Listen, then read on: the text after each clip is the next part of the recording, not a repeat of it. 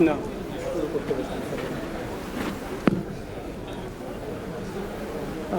I request the audience to take their seats. We'll be beginning our technical session 1 very soon. Kindly take your seats.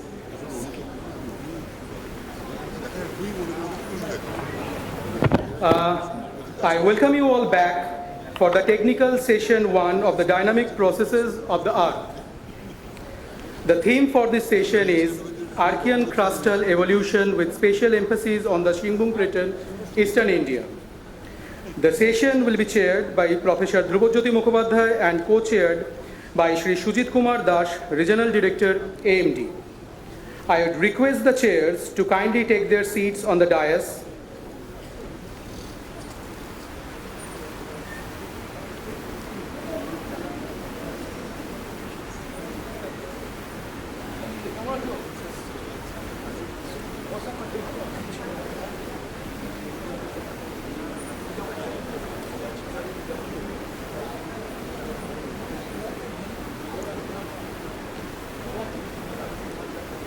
Welcome, sir.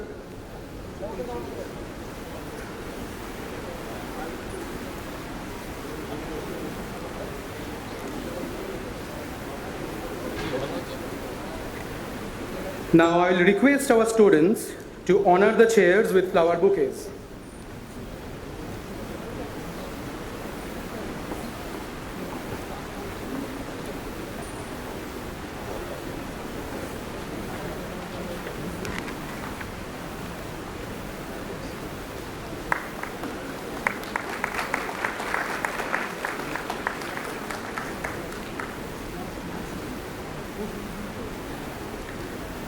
The keynote speaker for this session is Professor Joydeep Mukhopadhyay, IISER Behrampur.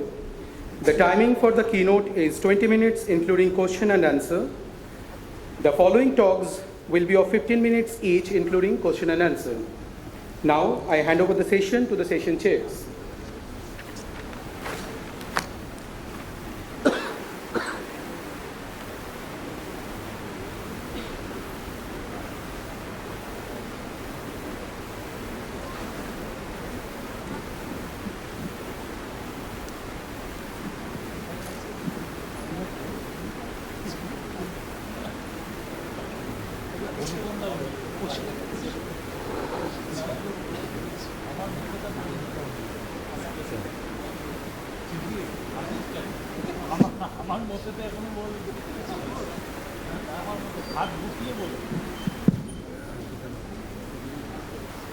I welcome you all for this very interesting seminar. As without wasting any more time, I invite the first Professor Joydeep Mukhopadhyay. His topic will be an overview of the stratigraphic developments in the Singhbhum Craton, implications for the understanding of non-uniformitarian early Earth. 20 minutes, Joydeep, and please stick to the time. Hello. Am I audible? Okay. Thank you very much, sir. I'm really grateful to the organizers and conveners of this symposium conference to give me this privilege to give the inaugural talk and to pay my deepest respect to one of our greatest teachers in the history of Presidency College, Professor Ajit Kumar Saha, fondly known as Dr. Saha to all his former students and colleagues. So, I represent the Department of Earth and Environmental Science, Indian Institute of Science Education and Research, Behrampur. Needless to mention here that I spent most of my formative life at Presidency College, more than 3 decades. So I started my journey at this oldest geology teaching department in the country, and now I am really proud of stating that I have also become a part of the youngest geology teaching department of the country. And I'm proud to, to declare here that 3 of my students from Izar Berhampur, final year students, they will be also taking part in this seminar, and they will present their works here. So without going further into the introductory part, this is a very challenging topic that I have been given to give an overview of the Archean stratigraphic development in the Singhbhum Craton in 20 minutes. So please, I would beg pardon to my fellow participants that if I might have might be crossing my time limit to do justice for the students to understand the stratigraphic development in the backdrop of the bigger geological picture.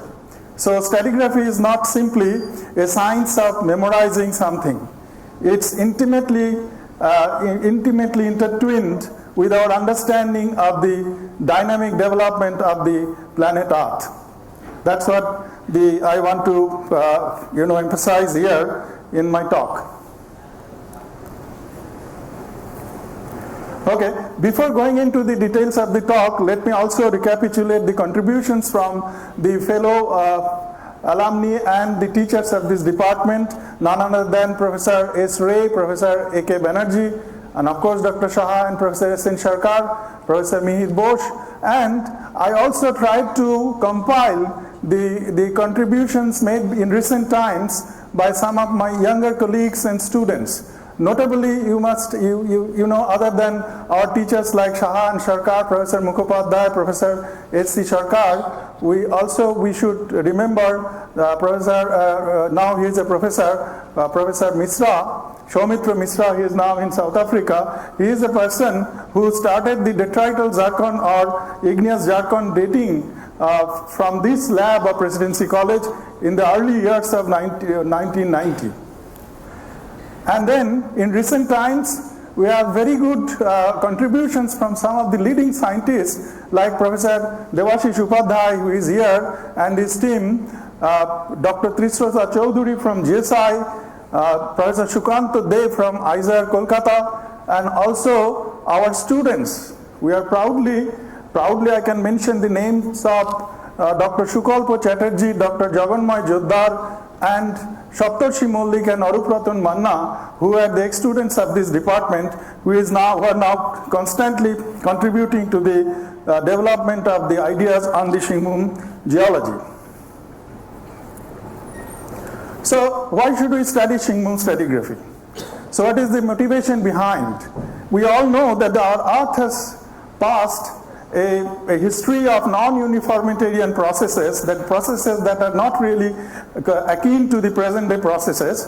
So they are quite different from what we are now happening on our Earth. So how they are different in which aspects?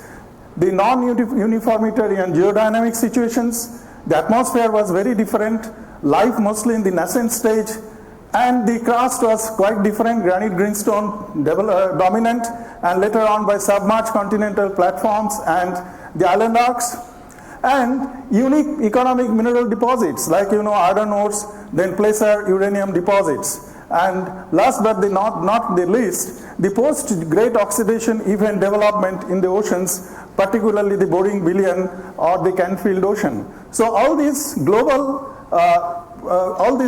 interests we can solve from the stratigraphic development of the rock record of our Singhbhum Craton.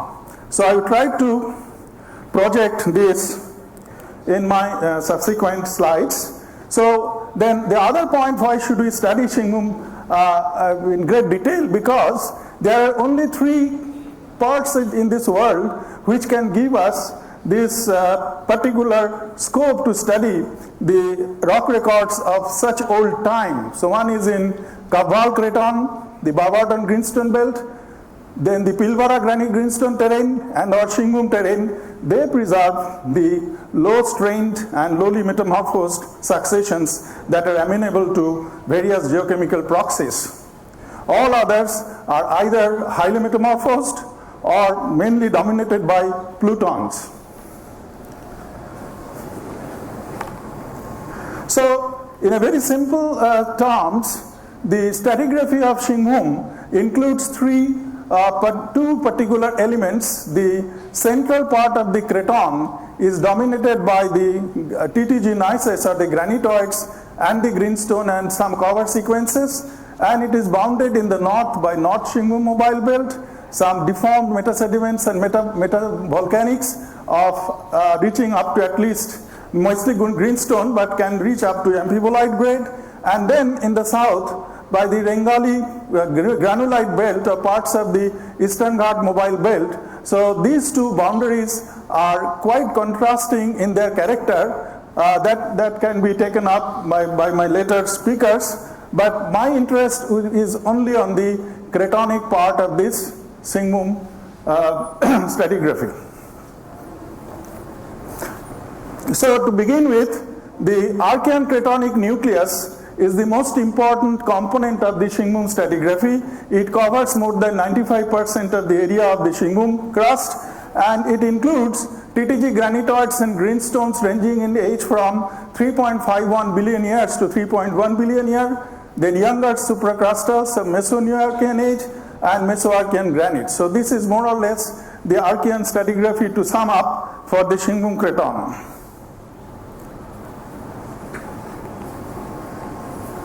Now, the Archean granitoid core was first systematically studied by none other than Professor A.K. Saha, and he developed a more or less a bipartite to tripartite classification. The older ones are dominated by older metamorphic tonalite gneiss, OMTG, which are basically tonalite to transurmite gneiss, and the younger ones are Singhbhum granite, which has two major components, Singhbhum granite A and B. Singhbhum granite A is he correlated with the OMTG, and Singhbhum granite B is mostly younger than the other two components. And similar granite plutons are also described from different parts of this craton, namely Bonai, Katipoda, Mayurbhanj, and Pallara gneisses. And compositionally, these granites range from tonalite transurmite to Monzo granite or adamalite to a high potash granite, from low potash to high potash granite. Dr. Shah also summarized the key differences between these granites to highlight a few, that this OMTG is really tonalitic in character with low K2O-Na2O ratio, whereas the youngest granite has higher K2O-Na2O ratio, so it is not classified as TTG. And also there is an important difference in europium anomaly from no europium anomaly to nearly negative europium anomaly, suggesting some differences in petrogenetic processes. I would like to attract your attention that as early as 1994 or 1980s, Professor Saha gave the idea that these TTGs and granites were products of partial melting of mafic amphibolity crust. The idea which we are still continuing with the current workers. So the story of the craton formation can be summarized from this TTG and granite plutons. So many workers, we must recall here that the first ever geochronology work in India was done by Professor Sarkar and Professor Saha, and from then there are a lot of new dates that came up by various workers, and in recent times very good dates are coming from Professor Upadhyay and his co-workers, Professor Day and Trisrota. And to summarize the development of the new dates and to match with the Dr. Saha's classification of the granites, it is now very difficult to distinguish the three different phases as separate phases of granite emplacement. It can be best described that these phases are actually pulses that took place in these short-lived, very close space time spans. And there can be a generalized demarcation of the characters of the granites at the time at around 3.3 billion years, when the tonalitic character is transformed into more potashic, adamelitic or monzogranite character. However, Trisrota suggested that there are four distinct phases of granite emplacement, and she has also compiled very nice the age data from different sources. The other thing that we should remember that the Singhbhum OMTG also includes some of the Hadean records of xenocristic zircon, and also these xenocristic zircons reflect that there were some kinds of crustal activities that can date back to the Hadean time. And some of these zircons are also coming from the detrital rock records. Now coming to the metasedimentaries and metavolcanics, that also forms very important part of the Craton core. They are represented by, the oldest of them are represented by Paleo-Mesoarchean greenstone belts, iron ore group, that are now known as southern and eastern iron ore group, exposed in the southern periphery and eastern periphery of the Craton, and along with the smaller greenstone enclaves within the Singhbhum Bonai granite that are also correlatable with this. So if we want to sum up some of these characters of these greenstone belts, so they include the pilolavas and massive metalavas and thick sequences of dacitic, ignimbrites and cohesive volcanic clastic flows and ash flow turbidites and banded iron formations and some ultramafics at many places. So both the eastern and southern IOGs are actually having very similar kind of stratigraphy, and the southern IOG was dated at 3.51 billion years, and interestingly some of these sandstones that are capping unconformably over these greenstones contain the chromiferous sandstones like detrital chromite layers, and some of the chromite enclaves are also within the granites that intruded some parts of this greenstone belt. This is from southern IOG, that means diatheric greenstone belt. The eastern IOG or Gorumoishani greenstone belt is also very similar, but it has interestingly, it includes some of this carboniferous carbonaceous chart described by our student, ex-student Dr. Jaganmoy Jodhar, and they are the potential targets for understanding or for discovering putative biomarkers of Paleoarchean age. And I know that Dr. Jodhar is on this particular topic, and he has also made considerable progress in understanding the Paleoarchean or the early life from the Singhbhum record, particularly from the eastern IOG. Now comparable with these greenstones, there are enclaves within the Singhbhum granite or OMTG that are slightly more metamorphosed than the IOG greenstones, but their age is comparable to the IOG greenstones, and they have been historically referred to as older metamorphic groups, and many workers are now correlating them with the different pulses of IOG development in the Singhbhum region. Now coming to the younger, the IOG, the youngest one is the Western IOG. It was initially, so far it was considered as equivalent to the SIOG or Eastern IOG, but our recent detrital zircon dates from the lower part of the succession give an age of around 2.7 billion years, which suggests that this IOG is much younger than the Southern and Eastern IOG.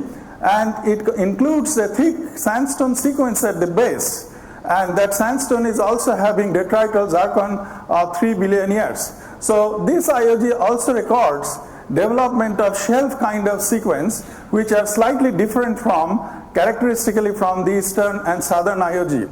And importantly, they includes the manganiferous shell and also iron formations together. So there are some kind of ocean chemistry is hidden here in this Western IOG succession.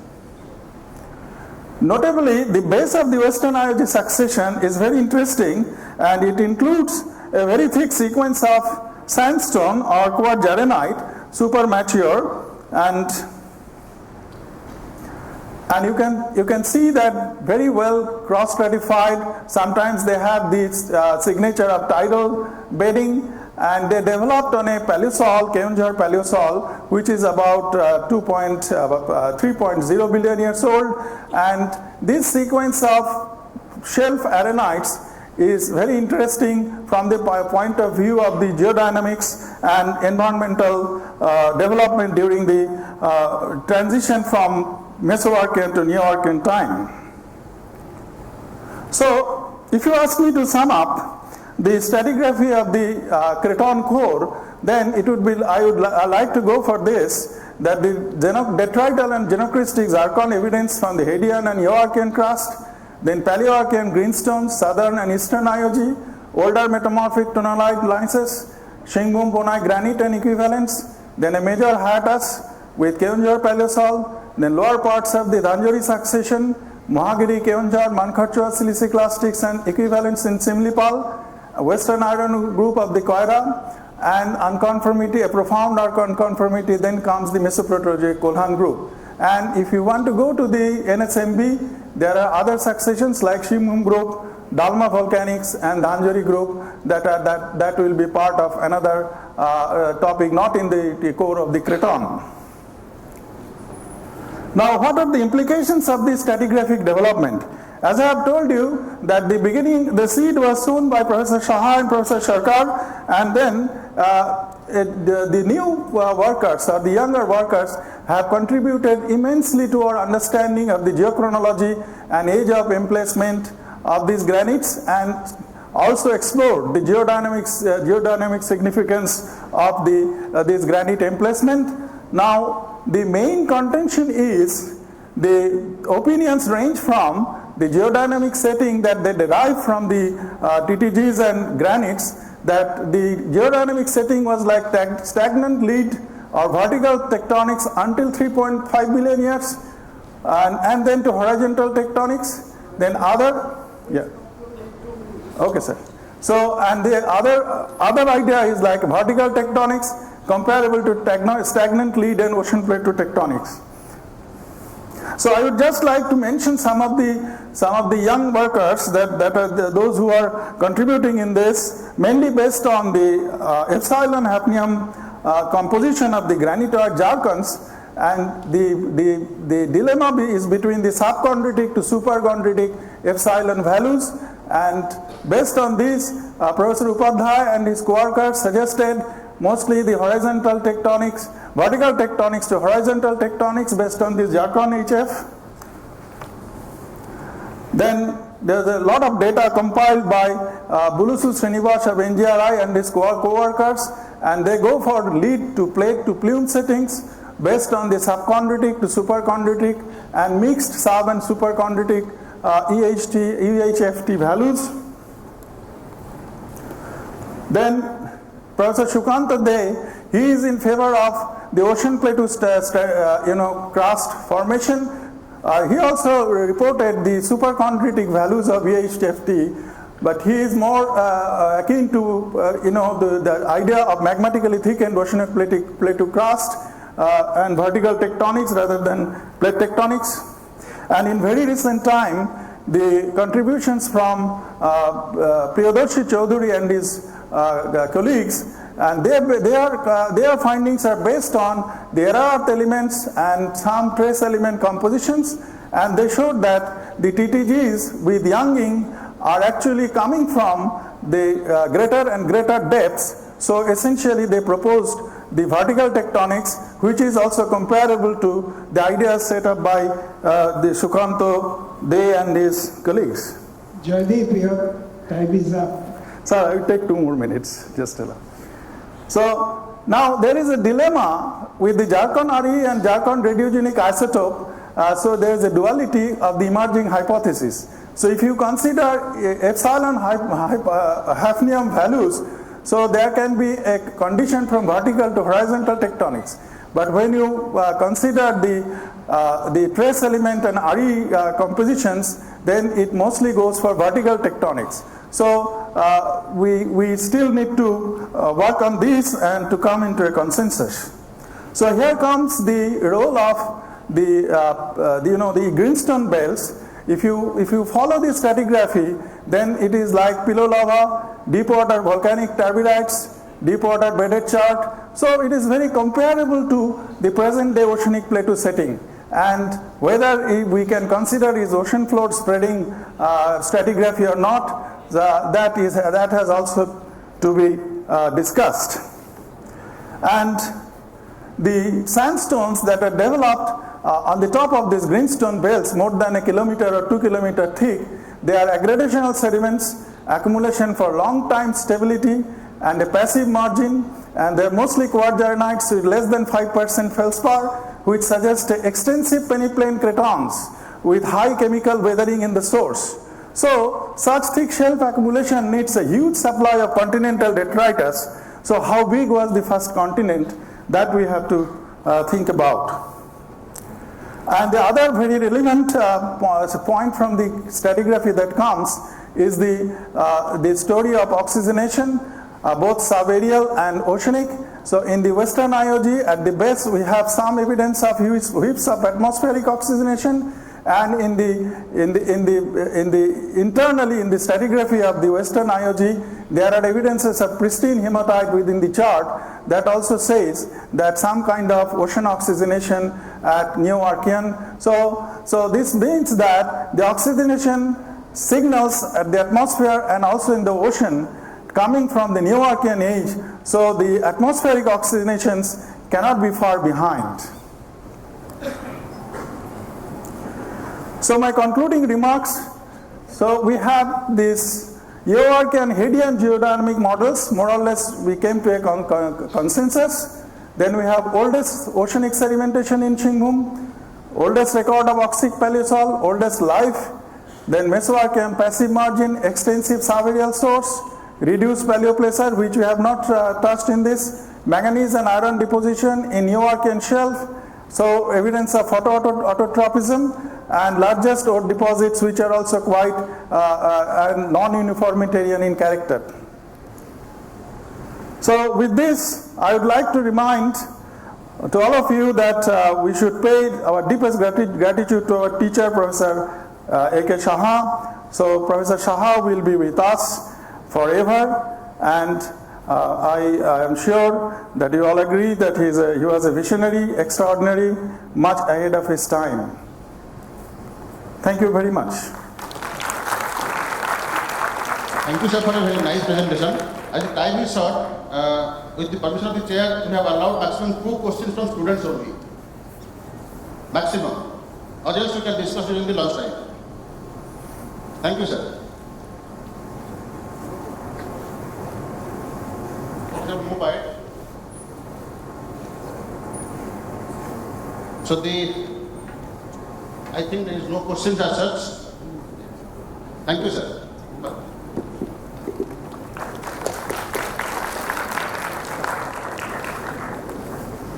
Now I welcome the next speaker, Devashish Upadhyay, sir. And his topic will be hafnium isotope composition of granite from the Singhbhum Craton.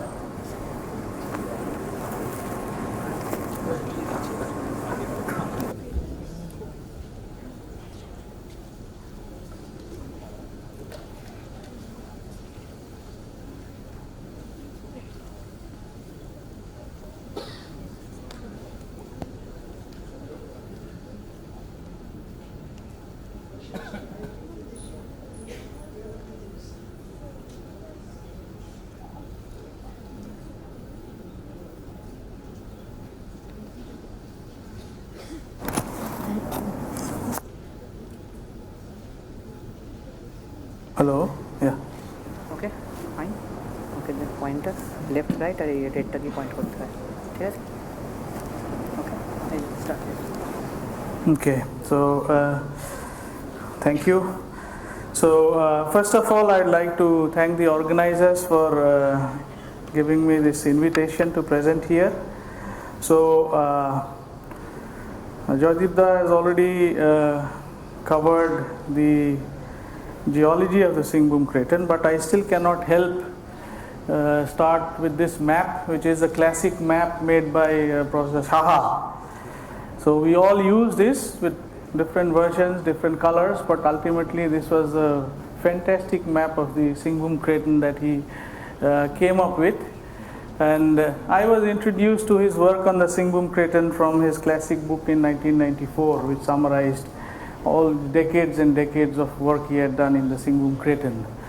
So in today's talk, I will primarily focus on the granitic crust, both the extant crust and the extinct crust, which is represented in the form of detrital zircons, and whatever little information we can extract from them.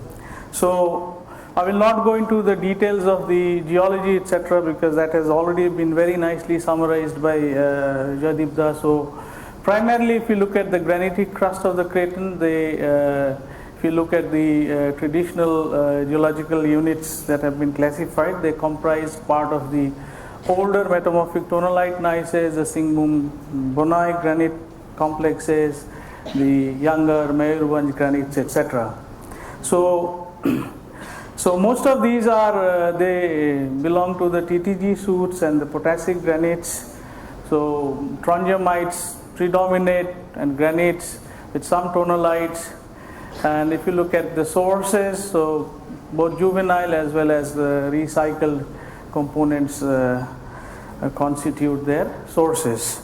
So in this diagram, what I did was I compiled all the existing uranium lead age data. So just to emphasize a couple of points, the first is that the bulk of the crust that we have today, it's of Eoarchean age, so primarily extracted somewhere between 3.5 and 3.2 Ga. This is one. And the younger potassic granites, they were placed at roughly about 3.1 Ga. Now the interesting thing is, and you have these younger ages from the southern part of the craton, the Rengali, but the interesting thing about Singhbhum is that nothing much has happened in the craton after about 3.1 Ga. In contrast, if you look at all the other Archean cratons, there is extensive Neo-Archean Paleoproterozoic reworking, 2.5, 2.4 in all the Archean cratons. Here, very little 2.5, 2.4 Ga reworking is there, only in some marginal parts. So bulk, the core part of the craton, nothing much has happened after about 3 Ga. So that itself is something very special. The other thing is, if you look at, as Jadida already summarized, that you have the xenocrystic Hadean zircon cores. That's the work of Trishurata Chaudhary and co-workers. They have come up with the Hadean xenocrystic cores, so which definitely tells us that there was some felsic or continental crust in the craton. So now if you look at the hafnium isotopic data of these granitoids, so we did some whole rock hafnium isotopic analysis. So we find that the older, the Paleo-Archean granitoids, they have a range of hafnium isotopic compositions ranging from quite juvenile to lower values, and which can essentially be explained by juvenile crust, which was extracted at about 3.5, 3.6 Ga, as well as a combination of more felsic crust, which could be a little older. So these two components, a juvenile mafic crust as well as a recycled crust together, they can explain the bulk of the isotopic variations. And the potassic granites that we have, the 3.1 Ga granites, they definitely have negative epsilon hafnium values, which indicates that they were derived dominantly by reworking of earlier crust. So now I also compiled here the age data from detrital zircons, all the detrital zircon data that have been reported so far. Again, the peaks that you get in the probability density plots very nicely, or they closely match with the peaks that you see in the existing granitoid crusts. So similar peaks are there. And again, what we see here is in the detrital zircon record, you get some very old zircons. So ages up to 3.9 feet, just touching Hadean ages. So Eoarchean to Hadean ages. This again tells us that there must have been some very old continental crust existing in the craton. So this motivated us to look at the detrital zircon record to see if we can catch traces of this earlier crust that may have been there. So what we did was we tried to look at some sedimentary rocks, younger sedimentary formations, which could potentially would have detrital zircons from older granitic crust that may have existed. So we looked at some chromite quartzites from the southern part of the craton. They are part of the Tomkai-Daiteri succession. So the samples actually are part of Mahagiri succession, which has been, which is thought to have been deposited somewhere from 3 to 2.8 GA roughly. So the reason why we looked at these rocks is because they contain lots of detrital chromite, so which is a heavy mineral. So we thought that possibly they would also contain zircons. So luckily we found some zircons, and we could analyze a lot of zircons, actually more than 500, almost 600 grains from these quartzites, and we get a whole range of age, Paleo-Archean to Meso-Archean age populations. But the interesting thing is we got some Eoarchean ages, 3.95, 3.73, etc. And but of course these are just a small fraction of the entire age populations that we have. So what we did was we subjected these very old zircons to some other trace element analysis, hafnium isotopic analysis, etc. So you find that they have elevated uranium ytterbium ratios, which indicates that they are definitely coming from a continental source, so no oceanic sources involved, and they have fairly low phosphorus concentrations, low rare earth and plus yttrium concentrations. These are characteristics of I-type protoliths, so the sources were I-types. And the other thing is we saw something very interesting. The oldest, the 3.95 GA zircons, they have high niobium by thorium ratios, and then all the younger ones have much lower niobium by thorium ratios. So you see some sort of a transition here, where these ones have much higher values, or it's almost half of the older ones. So we see a transition from higher niobium by thorium to lower niobium by thorium ratios, and that transition appears to have happened somewhere between 3.7, 3.8 GA. So the other thing is we measured the hafnium isotopic composition of all these zircons, both the Paleo-Archean as well as the Eoarchean zircons. And if you look at the data for the Eoarchean, and if we take it together with the data published by Trishurata Chaudhary for the Hadean ones, if we regress a line through these points, so they define a trend with a slope along which exactly corresponding to a evolution of a mafic crust. So they define some sort of an epsilon hafnium versus time array, with the epsilon hafnium values decreasing with decreasing age, and then all of a sudden, roughly at about 3.6, 3.7 GA, you see a transition to more positive values or mixed positive and negative epsilon hafnium values. So positive values would mean a juvenile source, negative values would mean a significant contribution of crust. So the simplest way in which you can explain, or one of the ways in which you can explain such array, is that you extract a mafic crust from the mantle at about 4.4, 4.5 GA. This mafic crust evolves with time along a trajectory like this, and at different points of time you extract some granites from there. And as long as you do not have any interaction with juvenile material, you will maintain this kind of an array.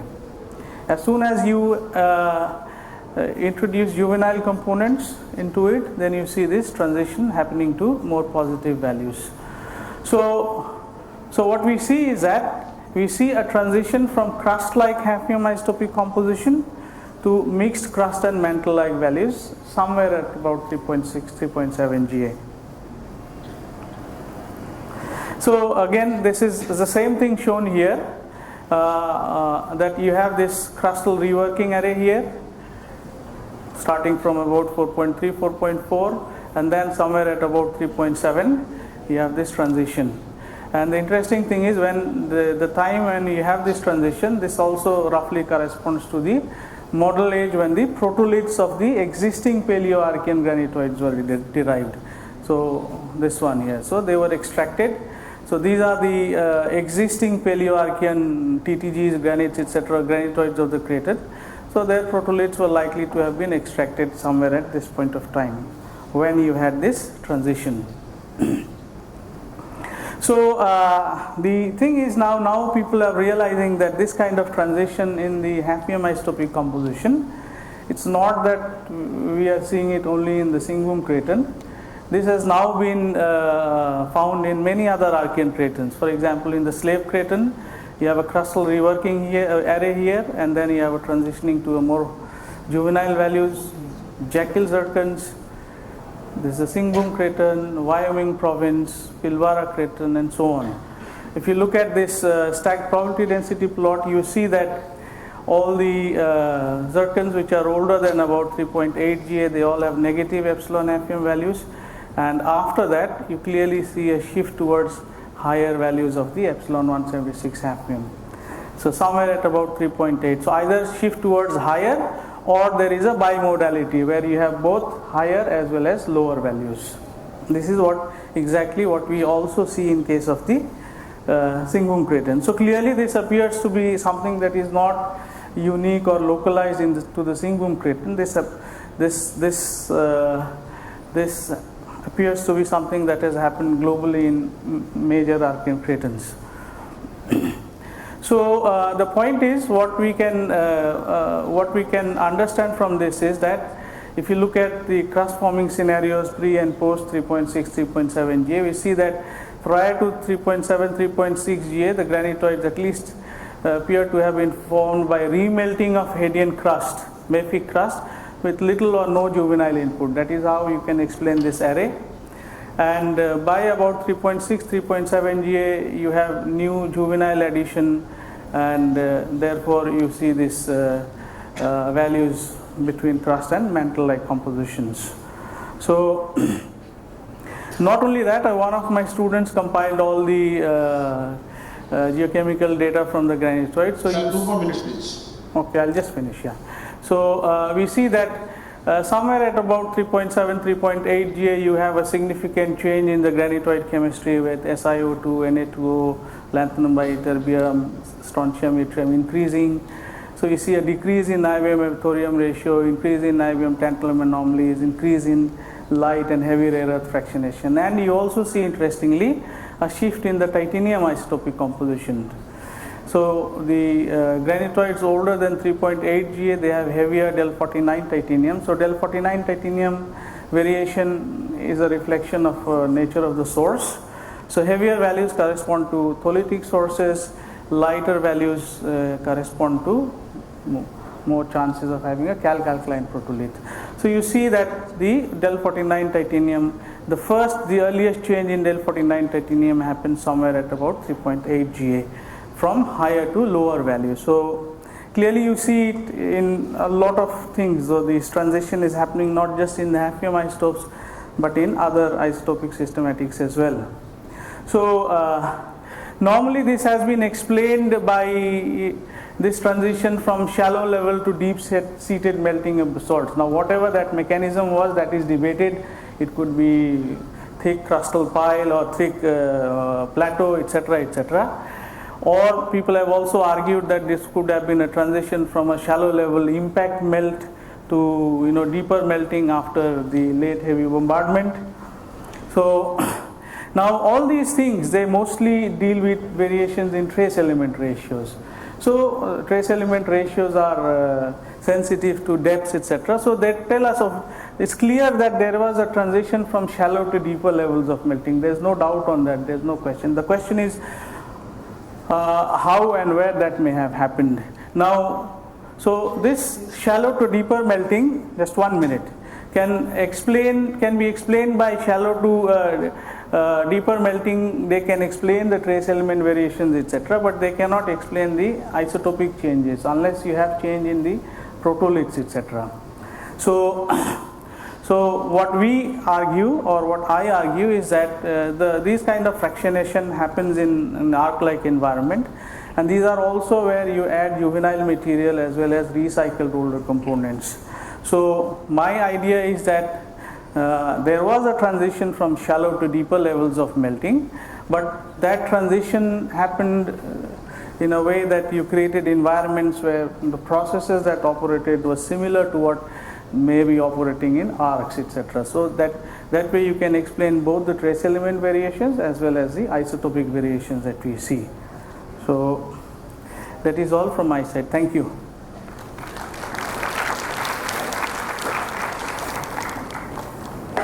Time for brief questions, one or two. Any questions?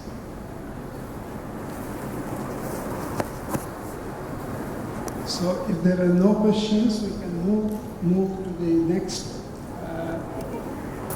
presentation by Lavani Roy of NERI on low heat flow, anomalous temperature dependent thermal conductivity and lithospheric thermal structure of the Singhbhum Craton, Eastern India, geodynamic implications.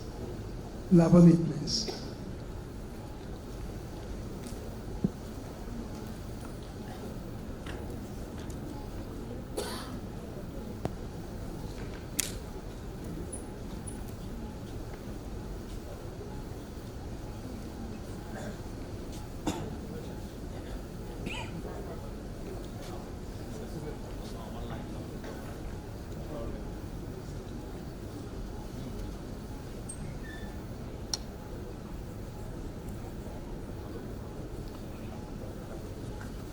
No, but it is Lal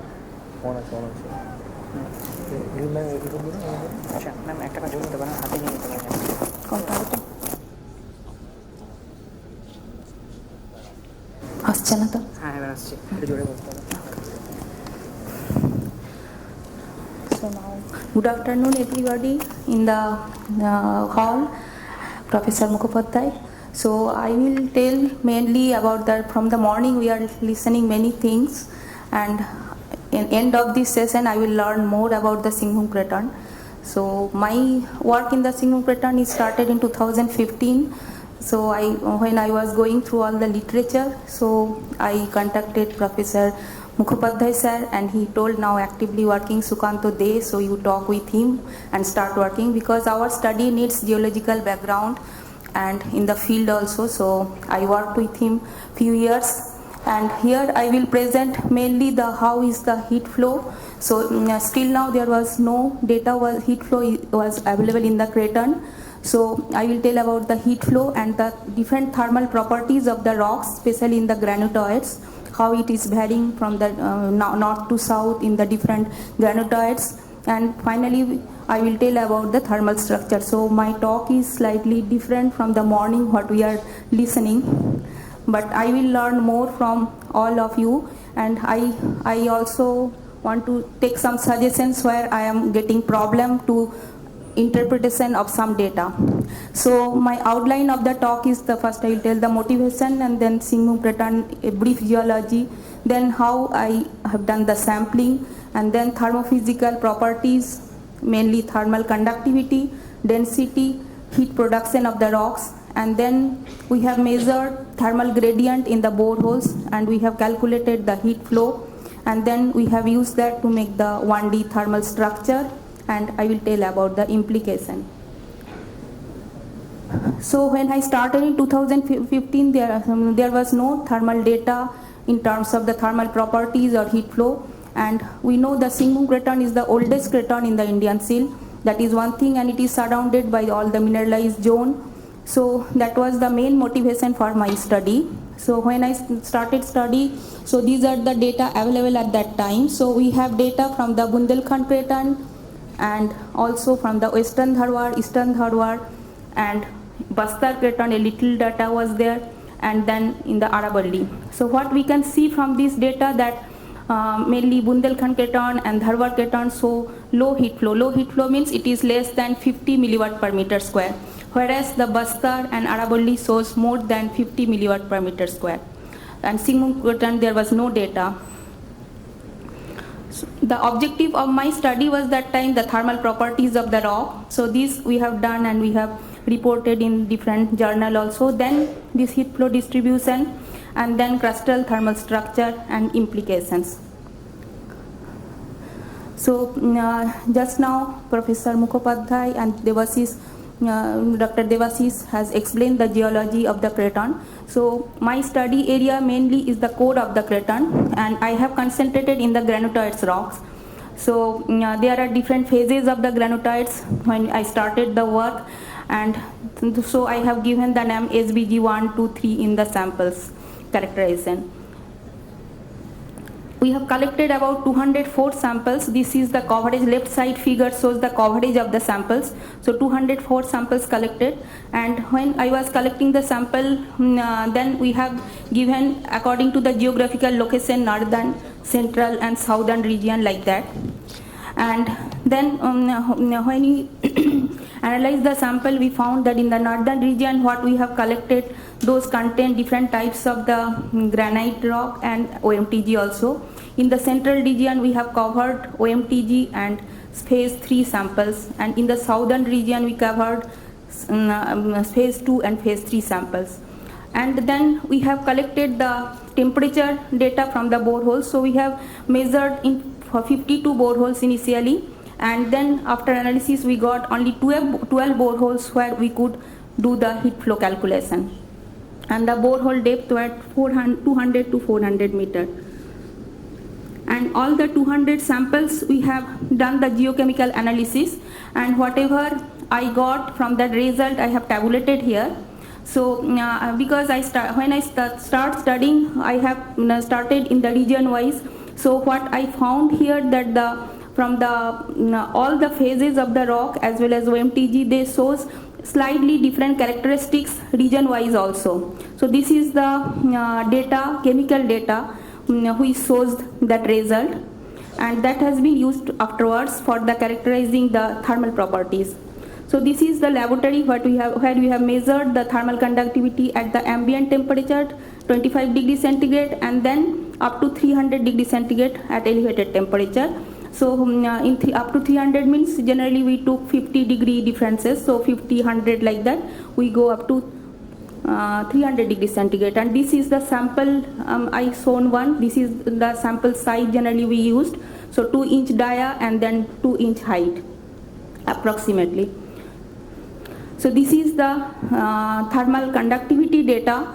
So what we found that this is the data of the ambient temperature, and this already we have published in geothermics.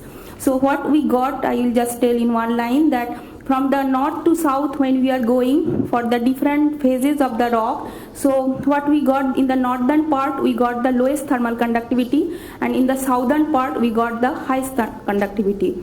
And by the time we were working, then Sukanto days, the paper came in 2017 and 18, and then it is mostly told that it is not different phases, it is difficult to identify. So again we have analyzed the data considering all phases together. So in the red box I have shown if we take the samples together how it is changing. So I found that from the north to south still now that variation was there in the thermal conductivity, and that we have tried to explain. And then we studied the density of the rocks also for all the rocks, and we found the thermal conductivity is inversely proportional to the density. So in the southern part we got the lowest, and in the northern part we got the highest.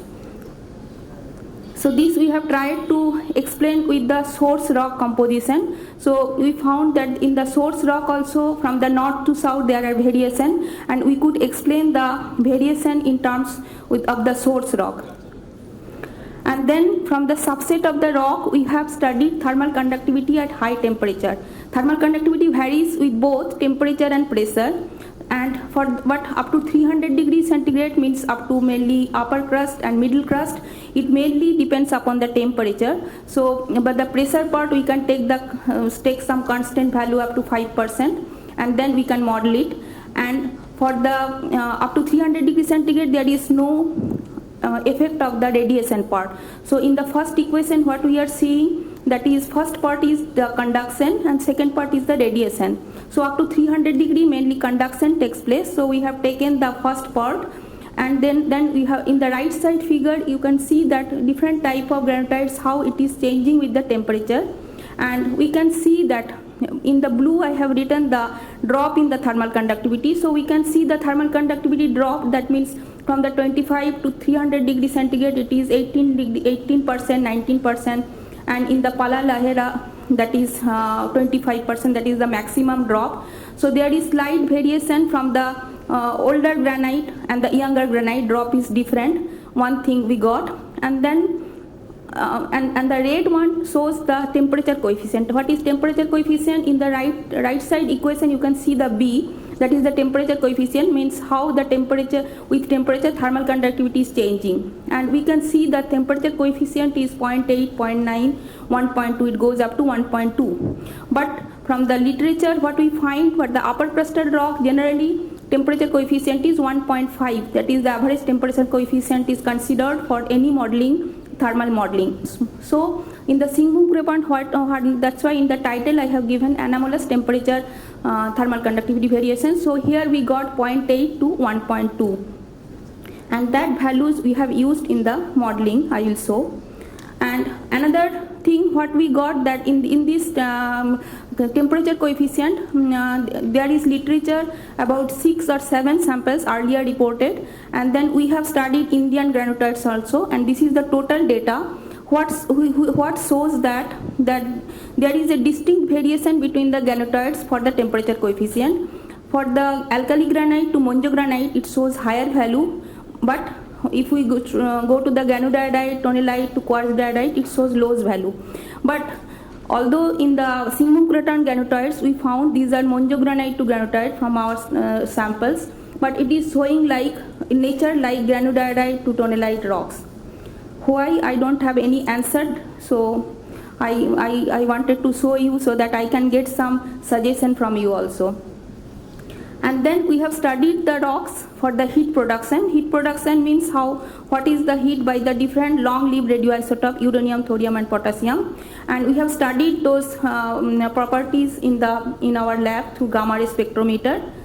And what we found that all the granodites which are the Paleoarchean granodites, they are showing the lower value, it is less than 2 in unit is microwatt per meter cube, than the Eoarchean granodites, early Eoarchean granodites. Our sample in the Eoarchean granodites is only from the Pala Lahera, but I have tried to see other granites also, older granodites also, younger granodites also, and those are also higher values. And then we have tried to explain why these two granodites, that means older and younger granodites, why it is different. So this is the model we have thought that first it was due to the partial melting, these lower heat production granodites were formed, and then the higher heat producing granodites were again partial melting of those TTGs, and then this is the present day crust, which is from the geophysical study also we have added. And what we found that up to 4 kilometer, that is one layer is there which we are telling as the upper crust, and then it is followed by the 14 kilometer middle crust, and then up to 40 kilometers, that is the 14 to 40 kilometers, that is the lower crust. So this is the present status of the Singhbhum Craton crust from the geophysical as well as the geological data.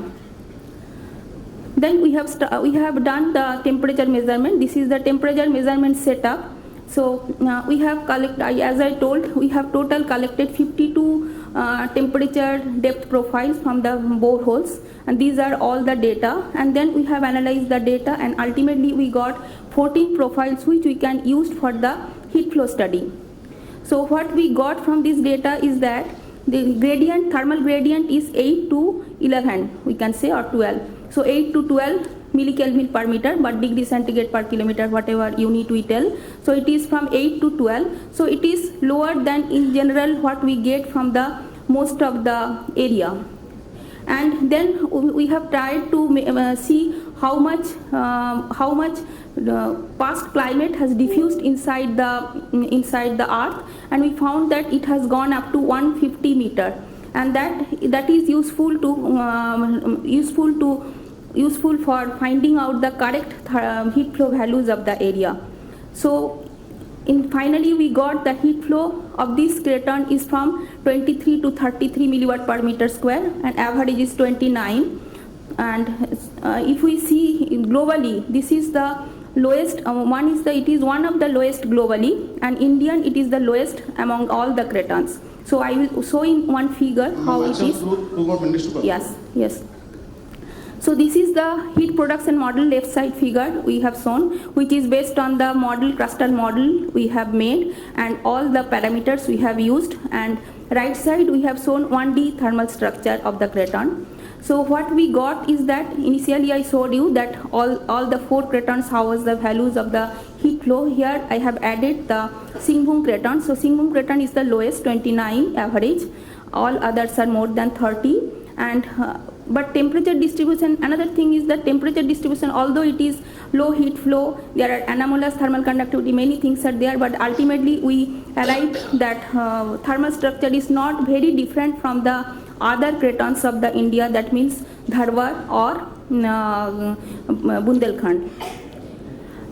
One more thing is that there are thrust zone, and where we got the heat flow is double of the what we got in the Singhbhum Craton. That was reported in 1974 by Rao et al. So it was around 60, its average is around 61, whereas in Singhbhum we got 29. So reason could be, so what we are thinking, I can get suggestion from you also. So one may be due to the mineralized zone, the gradient has increased, that may be one reason. And another is that the Singhbhum Craton is subducted beneath the CGGC. There are many literature that may have increased the crustal thickness, which could be the one reason for this higher heat flow in the thrust zone. So this is the total global data, and we can see that our Singhbhum Craton is in the first figure. I am showing the distribution of the heat flow, and our is coming in the first, in the 29. That means in the second bar. And if we see the heat production, and there are two things: heat production.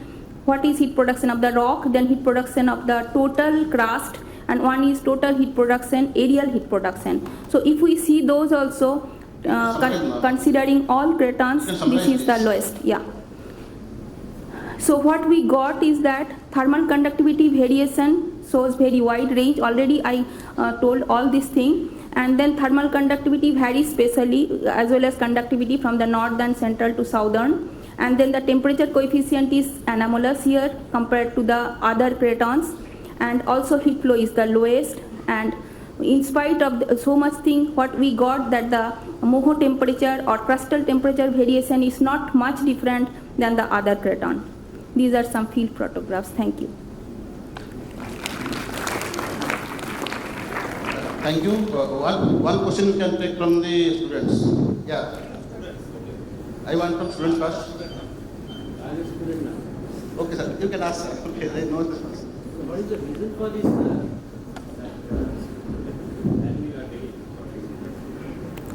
Reason is thermal structure, sir. Means how. Thermal structure. Just explain. Thermal structure means how the temperature changes in the crust, and what is the heat is coming from the moho. That is the main purpose of this study. Okay. So I am suggesting that the lithosphere thickness in Singhbhum Craton is relatively thinner, because we have similar kind of antiquity in Kapal Craton and all other places where the heat production is very high actually. Yes. So in case of Singhbhum Craton, we are getting so low. Kapal Craton, not all are high. 27, sure. Yeah. This is the values in the different craton. Yeah. So we can see it varies from 20 to, for all Archean it is varies from 20 to 60. And our is 29 here average. These all are average values for different craton. So what is your opinion? Why it is low? Yeah. One thing is that here heat production is also low. That is one thing. Why heat production is so low? Why heat production comes from the long-lived radioisotopes, uranium, thorium, potassium. So as it is older, it gets it decayed. Uranium, thorium, potassium is decayed. That is one reason for getting the low heat flow, low heat production. So any other significance of this study? Sir, sorry, sir. We'll take it during last time, sir. Okay. One more question, sir. You wanted to ask a question? It's a good talk. Thank you. But just my question is, I don't know exactly your position where the points where you have taken these samples, but is it restricted only to the Archean core part of the Singhbhum Craton? Because if you go to the north, why I am asking this question is that if you go just to the north, where the so-called CGGC, the central this Chotnaku-Nicey complex, and right from east to west, that is in line with the Central Indian tectonic zone, there is a very high heat flow, anomalously high heat flow is reported. Yes. And that is also all proterozoic granites. So it doesn't always, be confirmed that if it's an older granite, it will be, although that is the conventional idea that the radiogenic heat production is less. We have found very high radiogenic heat flow and heat production rate in the northern part of Singhbhum Craton as well as in the Central Indian Craton. Yeah. So what is your take on that? That was what I was asking. Thank So we have studied now in CGGC also. CGGC rock heat flow also is very high. As we are seeing in the Singhbhum shear zone also, it is double about 60, and that will probably continue in the CGGC also.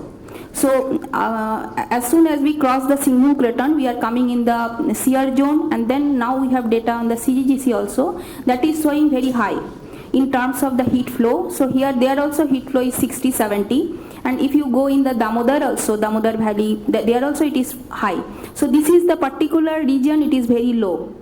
Other than that, if we heat production is, I told old means proterozoic and Archean. There are difference in proterozoic and Archean. If we see the world data also, in the proterozoic, if we see heat production also, I will show the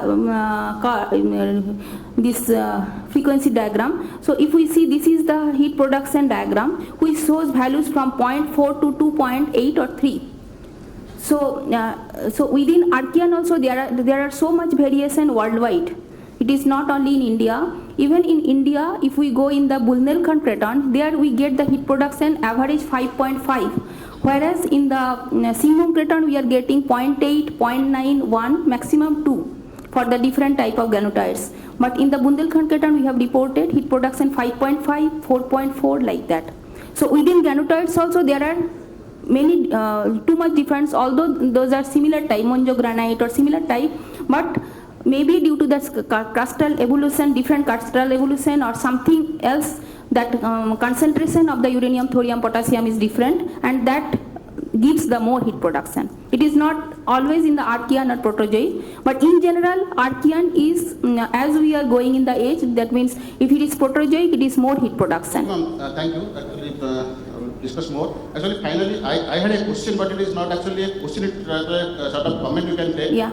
That you have the observation that in the Singhbhum thrust zone, told you it is not a Singhbhum thrust zone, it is Singhbhum shear zone only now. Yeah. So along the Singhbhum shear zone, the heat flow is very high. Yes. But that you have given two explanations. Either it is because of the mineralization, or you are telling that the Singhbhum Craton has gone beneath the CGGC. Yes. As you understand that it is Singhbhum Craton is not in juxtaposition to the CGGC. There is NSLB in between.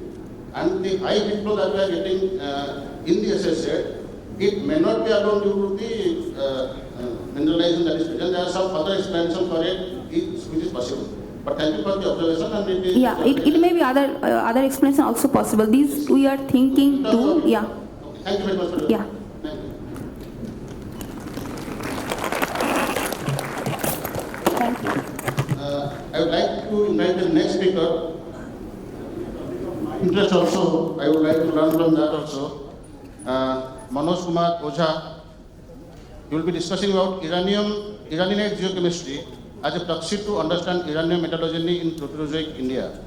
And he will be discussing about one occurrence from SSZ as well as another from Samarki area in Purbanera, that is in Aravalli Jadi Coal Belt. So sir, we are running short of time, as you understand. So try to finish your talk within 30 minutes so that we can have 2 minutes of discussion. Yes. This is the slide, sir. Okay. Pointer for left, right, and this is for pointer. Thank you. Okay. Okay. Good afternoon, everyone. Hope I am audible. Good afternoon, chairpersons. Good afternoon, August gathering, and my dear students. I feel a toddler standing in front of you as of now. Okay, my topic for today is basically urinary geochemistry as a proxy to understand uranium metallurgy in the Proterozoic India, in which I am comparing two studies of mine which is published. One from Mohalli, recently published, it is in press, and the other one published in 2017. So, I am Dr. Manoj Kumar Saha. I am from NIT Durgapur. Oh, okay, let me start. Before going into the topic,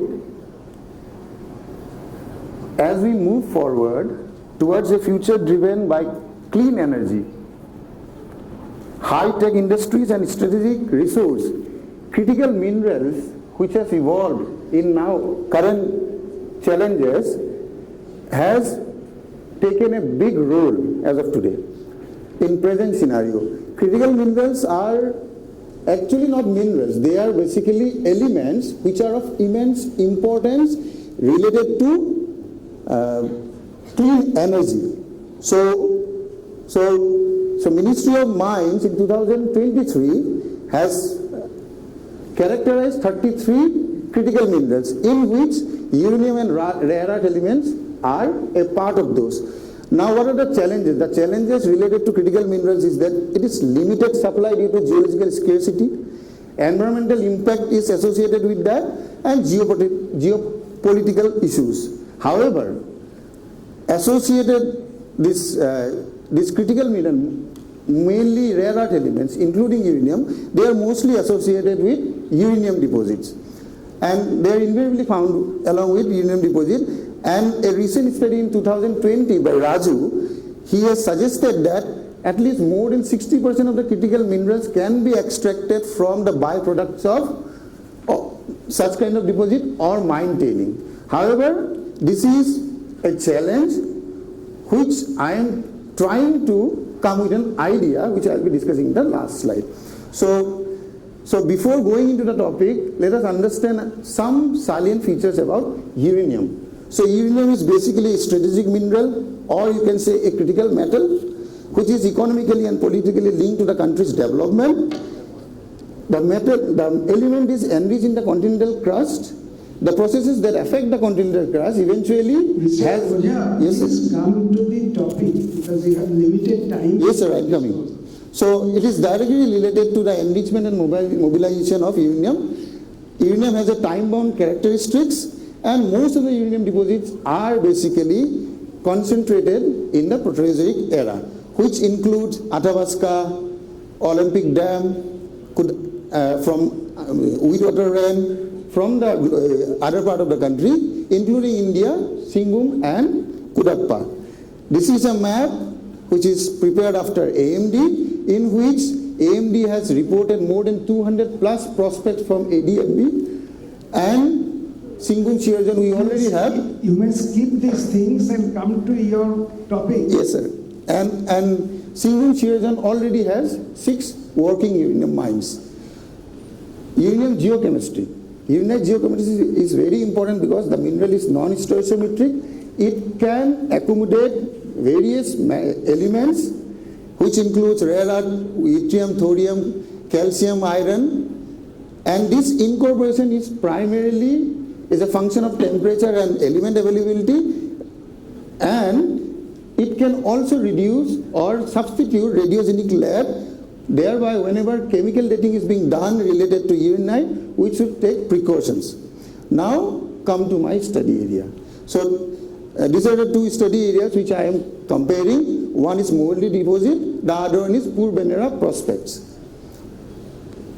So, I will be not going in detail of the stratigraphy of Singhbhum Craton because it is already being discussed. However, Purbanera prospect, mineralization is found at the contact of the basement and the supracrustal. Here the basement is Mangalwar complex and the supracrustal is denoted by Purbanera, that is a quartzite band. So mineralization is in the basement as well as in the supracrustal rocks. This is the textures related to moldy deposit. So in the moldy deposit, tourmaline bearing quartz schist and magnetite bearing quartzite were being studied, in which we were able to find pre-tectonic, uranite, and one more generation of uranite which is basically overgrowing the foliation, and last as inclusion. These are texturally denoted as UG1, UG2 and UG3. However, chemically, these are some elemental plots which basically shows that the uranite are not having same composition. Accordingly, plots were being done, chemical plots were being executed, in which we were able to find 5 different type of chemically diverse uranite grains, in which both the UG1, which is texturally constrained, has 2 different classification. One is having, so for example, if you see in this particular U versus PB plot, both the UG1 are falling in 2 different parts. One is having depleted lead and the other one is having enriched lead, or vice versa like uranium. And whenever we try to see all these grains, what we are able to find is that there is an incorporation of different elements in the uranite grains. Those elements are mainly sodium, potassium, calcium, silicon, titanium and iron, in addition to rare earth elements. So following this, we have plotted, or we have tried plotting this in age diagram, where we are able to find that there are some grains which are primarily crystallizing, and there are some grains which are basically has altered. And this is a schematic which shows all the 3 classifications and their composition classification. 3 classifications of textural differences and 5 classifications of chemical composition differences. Followed by Purbanera. In Purbanera also, the rocks were collected from both Mangalwar and the quartzite band, and accordingly it was found that in both the quartzite, or that is the supracrustal and the basement, there are 3 different type of texturally constrained uranite, which indicates, which are basically one which is found as included phases at the grain boundary and associated with rare earth elements. On the contrary, in the supracrustal, within minerals at the grain boundary and associated with coffinite. So again we have plotted the chemical plots. In the chemical plots, we are again able to find that there are 2 distinct type of composition. One is showing alteration, the other one is showing no alteration. The grains which are not showing any alteration were further taken separately, probability plot was done, and accordingly we get 3 prominent ages. Similarly, the altered grains were taken, and accordingly a new different method was used, in which we have extrapolated all the points which are basically defined by the altered grains, and accordingly we are able to find such kind of trend which indicates again the same age. Similarly, we have done the same with the supracrustal rocks. Similar results we are getting, but this particular area we are not getting any older 1.88 age. Lastly, we have tried to plot to understand the nature of mineralization. In this plot, we are able to understand that these particular grains representing the moldy are formed at high temperature. On the contrary, the Purbanera grains, they are formed both at high and low temperature. The high temperature are basically defined by the basement rocks, and the low temperature is defined by the supracrustal rocks. Lastly, a comparison in between these 2 deposits. This is the aspect tectonic setting. This is basically shear hosted uranium deposit. On the contrary, Purbanera prospect is meta sedimentary hosted uranium deposit. Uranite fractures shows pre-tectonic scene and post and inclusions. On the contrary, in the Aravalli Delhi fold well, Purbanera, it shows 3 distinct type of textures. Chemical dating shows 2 type of mineralization, 2 dates related to mineralization, 1.7 to 1.6. This is the primary mineralization, and followed by 0.93, which is basically a secondary mineralization. On the contrary, in the Purbanera, we are having a oldest event which is not exactly related to a mineralization. However, the main mineralization even is 2.2 and in between 2.24 and 2.20. There is one more mineralization event which is taking place at a later time, which is equal to 1.01 and 0.96. The mineralization process in the Singhbhum shear zone or moldy is magmatic hydrothermal fluid, more than 350 degrees Celsius. On the contrary, the Purvanera, we are having high to low hydrothermal fluids controlling the uranium deposit, both in the basement and in the supracrustal.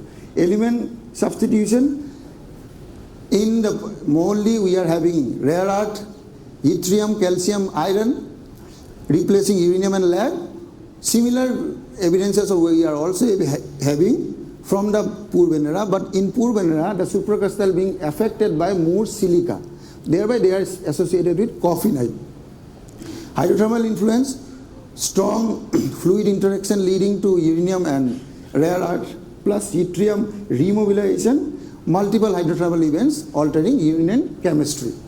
Lastly, the significance, uranite preserves evidence of hydrothermal remobilization, rich hydrothermal fluids, and multi-stage events related to uranium mineralization in the Proterozoic. Similar evidences we are also getting from ADFB, long metallogenic history, RE-enriched hydrothermal fluid, multi-stage uranium mineralization, refining this one. So lastly, what is the major takeaway? Uranite chemistry and textures basically reveals multi-uranium events. In this particular study, it is basically refining the Proterozoic uranium timeline, element substitution which includes rare earth, yttrium, calcium, iron to some, namely there are many others indicating hydrothermal activity and fluid evolutions. We can determine high to low temperature mineralization events during the chemistry of uranite, distinguishing both metamorphic magmatic versus hydrothermal uranium deposit. Both studies confirm the invariable presence of rare earth element in both the areas, primarily in form of rare earth minerals. Thus indicates that uranite can be potentially used to record mineralization history, fluid interaction, understand temperature conditions, serving as a key proxy to linking mineralization events to the Proterozoic tectonic, metamorphic, magmatic and hydrothermal episode, guiding to metallogeny and exploration. This is all about my topic. Now what is the major takeaway? What is the possible solution for CMS? From this study, what is indicated is that we have invariable amount of RE minerals associated with uranium deposit. So tailings from uranium deposit in the Singhbhum region can be significantly enriched in RE, offering a potential secondary source for critical minerals extracting through optimization and feasible metallurgical processes, in which collaboration among earth scientists, metallurgists, chemical engineers, biotech engineers and environmental scientists is essential for today. So which we are trying to do in NIT Durgapur. And lastly, I would like to thank my Presidency University for giving me this opportunity, AMDR and UCL for the logistics and the priceless samples, my beloved research team which basically supervise my guides, supervisor, Professor Misra, Professor Pal, Professor Upadhyay and Professor Prused, my co-workers and my dear PhD students. And this is my last slide, which basically says that our geological community plays a crucial role in securing resources for future. Let's work together, innovate and push boundaries for exploration and extraction. With this, I wind up my slides. Thank you. Okay, sir. Thank you. Any questions from the audience? Students first.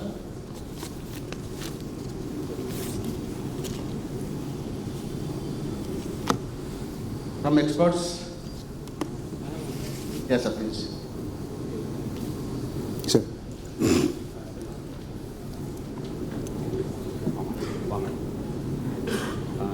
So only question is that what is the composition of these tailings, uranium mines tailings? Do you have any idea? Till now, we are not studied the tailing. We have subjected, we have... Why are you saying that tailings may contain rare... Sir, from literature review, we are able to understand. From literature... But analyze that. And fortunately, if I remember, in Jadugura, in addition to the uranium extraction, there was a small plant which were basically extracting other elements from the tailing. But we are planning for that to understand... What kind of elements they are extracting? rare earth elements. Right. In addition to that, molybdenum is there, copper is there. So you are suggesting that we should explore those tailings for... Yes, yes. Okay, thank Yes, you. sir. Okay, thank you. Dr. Oja, it's just a curiosity. What made you choose these two areas? Because there are so many occurrences of uranium. What Why led you to choose these two areas? These two areas I have chosen because one is the type of study in both these two areas is similar, where only unit geochemistry is, we have tried to use only unit geochemistry to understand the whole mineralization in the deposit. Such question is very pertinent. As you understand, the setting of Mughal deposit which is along SSZ and that of the Samarkand They are different. are entirely different. Different. So they cannot be compared. So such question is that it may be your two different areas of interest where you have worked and published the papers, but they are not comparable. But in the region of comparison, that is what happened. The only comparable thing is that the main topic is that how we can use unit geochemistry as a proxy to understand. It is a very good attempt. Although they are... I got your point, but I have some more queries I will try to discuss with you during lunch time. Sure, sir. But just for the benefit of the students, they are not asking. Just I want to know that Iranianite geochemistry is a very good proxy. But is your Iranianite that we are analyzing, is it in a closed system? No. No. As you know, in the SSZ, there are several episodes of remobilization and reactivation along the same CO2. Along the same aerolytic pollution also, you get 6 India's planes, and they are differently mineralized, as you have rightly told also. So when they are remobilized, it cannot be used as a proxy, first. You can use as a proxy when the system is closed, that means whether it is as an inclusion if it is occurring in some mineral, like say for example biotite or chloride or any other mineral. So that is one comment. Anyway, I will discuss more about it. Can you give some insight into your geological understanding as you published many papers in Mohuldi? And I must congratulate, everybody should join me in congratulating also that recently he has 17th March only, he along with Sarita Patel got a paper published online in Springer in mineralogy and pathology. It is a good attempt. While appreciating, can you please throw some light why are you getting so much of tourmalinite or tourmaline bearing quartzite in that Mohuldi setup, and what is your take on feldspar thick schist which is pluralized? So these 2 points, you can answer me now or you can answer me in the lunch time also. So basically we have started working in Mohuldi. This is my first paper in Mohuldi, but earlier to that or prior to that, this tourmaline and apatite, they have been studied by Patel et al. Earlier along with Professor Upadhyay. So as of now, I cannot comment much on why tourmaline is so abundant in that particular. My request is that we have to understand the geology first, then the mineralogy. Going for so high-end mineralogical analysis and other things should be supplemented by ground geology. That is the first thing, sir. You have to understand the structure and the setup, geological setup. You have to understand this. What is immediate host rock, what is controlling the mineralization. Then you go for the Iranianite geochemistry as a proxy to understand the rest of the things. Thank you, sir. Yes, sir. Thank you. Thank you. Discuss more. Thank you for your suggestion.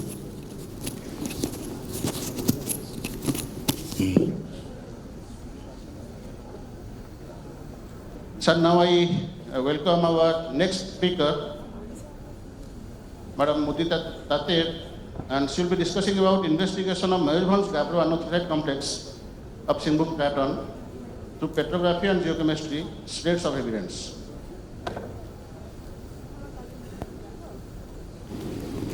Hello.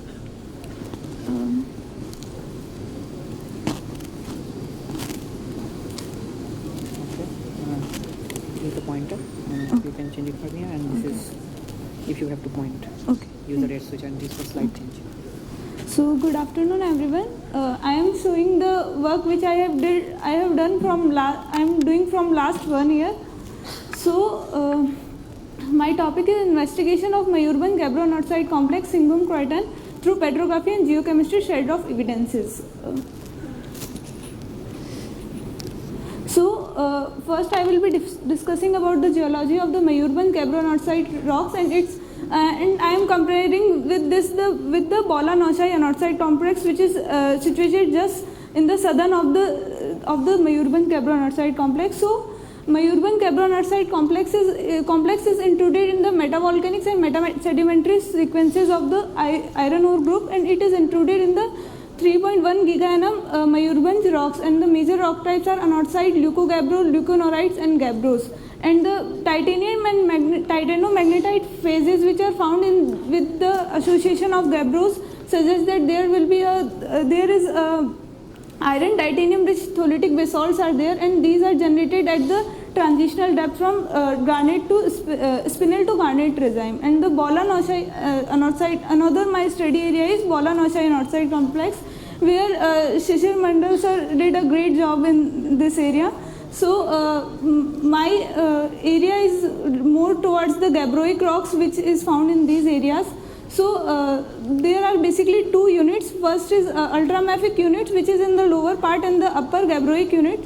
So upper ultramafic unit mainly comprises of orthopyroxenite, dunites, hardbergite and chromatite bands, and while the gabbroic unit comprises of mostly gabbro-earthside magnetite layers and with platinum mineralization. And at the contact of these two units, there is a breccia zone where the PG mineralization has taken place. So the objective of my study is to understand the formation of Mayurban Cabron-Earthside complex and its differentiation history, and then to understand the involvement of Paleo-Archean crust in the Cabron-Earthside magma evolution, and to study my main objective is that since the Sitampunddi anorthosite complex, which is located in the southern granulite terrane, is already reported as an analog for the lunar rocks. So I am looking for the older one, which is Mayurban Cabron-Earthside rocks, which can be another option for us to further analog studies of this analog for the lunar rocks, and also how the anorthosites are formed in the lunar as well as in the terrestrial rocks, bodies. So I went for the field and I collected samples from the Goru Mahishami region, Saradghat, Kuliana, Jamudiha and Bolan-Oshai area. These are some pictures from that, and then I did the petrography studies. Mostly the rocks which I found from the Bola area is dunite to dunite, Harzbergite, gabbros, and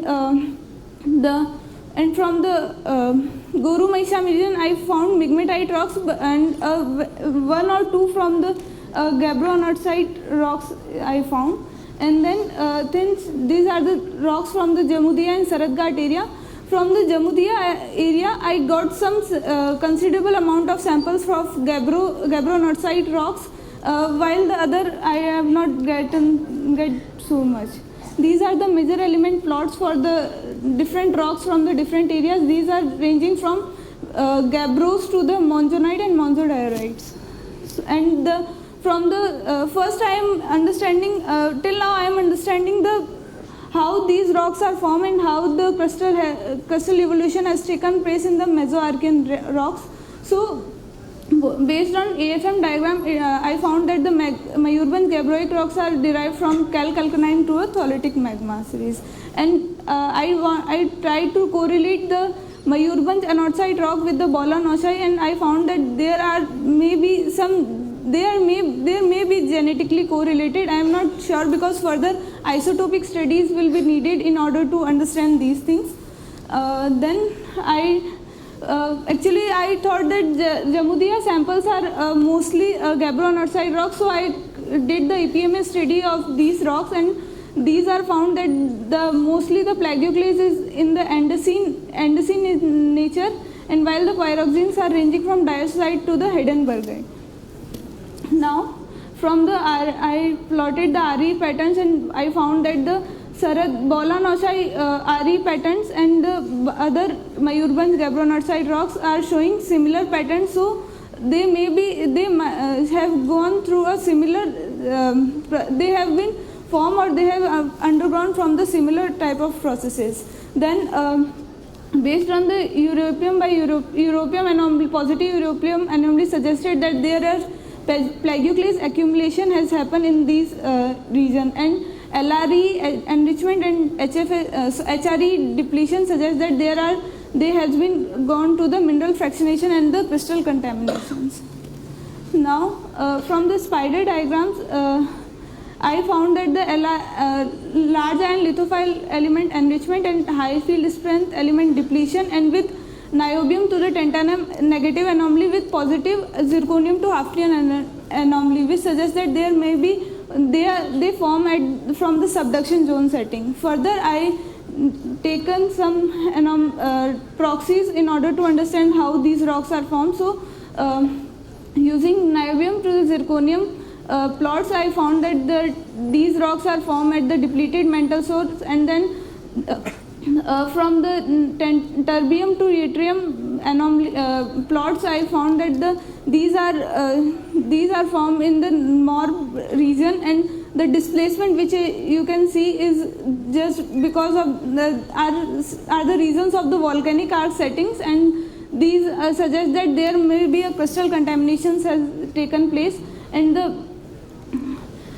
these melt has been generated from the spinel to the garnet regime, and some sediments inputs have also been taken place. So the conclusion of my talk is Mayurban gabbro-andesite rocks were derived from the thollitic to the calc-alkaline magma. The parental magma of the Mayurbans could have formed at the different depth with the significant crystal contamination, and from the variation diagram and the RE pattern, Mayurban gabbro-andesite rock and Walla-Noshai mafic rocks might be operated from the similar processes. Further isotopic study is needed for this. And also I want to tell that we are doing the spectroscopic analysis of the rocks, and I found that the pyroxenites from the Gauru-Maishami region shows similar spectral pattern which we are found on the moon also. So that result I have not shown, but I am looking for the pure and gabbroic or anorthositic samples in these regions. So thank you. So thank you very much, madam, for finishing your talk well before time. So we have some time for discussion if anything is there. Yeah, I can see your raised hand. Can you please pass on the mic there?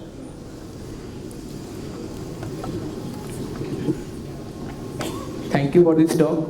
Yeah. My question is, your work is fully concentrated on Mayurbans. Yes. Yes. What is your field area? Because I do field in this area, so but Okay. I get different petrography. Okay. Because if you get to the part Benjaran or Hatijar area, you found that the composition of slides are different. Can you repeat the question? Yeah.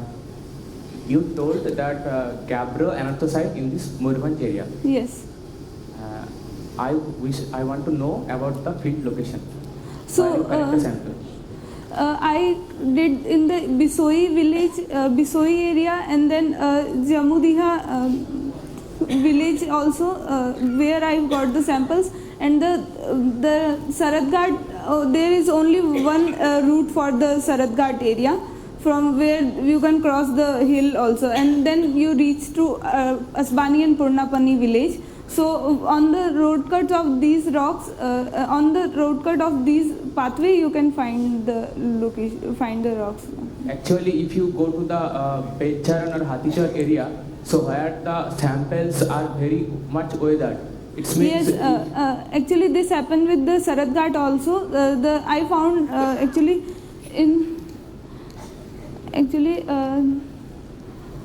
the first picture is the first picture I have taken from the Saratghat area, where the whole plagioclase is there, but it was already fully weathered. It was completely weathered actually.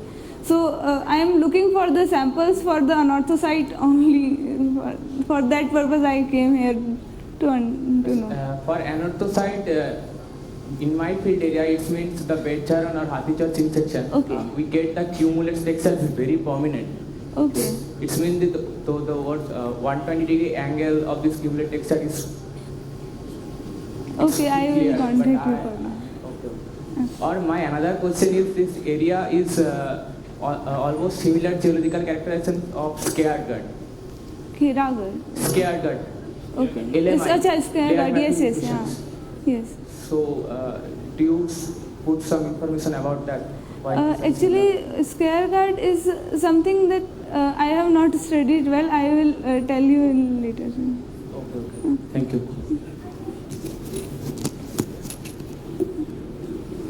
Any other question? Okay, just to supplement your talk, actually, if you see the gravity Bouguer anomaly map of GSI, in that also, in the Viso area below the Moirban granite, there is high Bouguer anomaly pattern. Almost 50 milligal anomaly is there. The large amount of, like what is saying that layered mapping complex may be there. And one more thing that if you cross that Bangladesh area and come towards Simlipal, more towards Simlipal, and if you see that there are a number of intrusions of these mapping ultramatics within the sericite was schist. Okay. And within that, in the Bangladesh area, Thakophia area, you have seen that. And within that, in the contact nodules, there are a number of andalusite cysts developed, beautiful andalusite cysts. So in those areas, if you can work and compare, so what is the relation, that will make a bigger contribution in future. You can take it as a comment, supplement. Thank you. Thank you for the Thank you.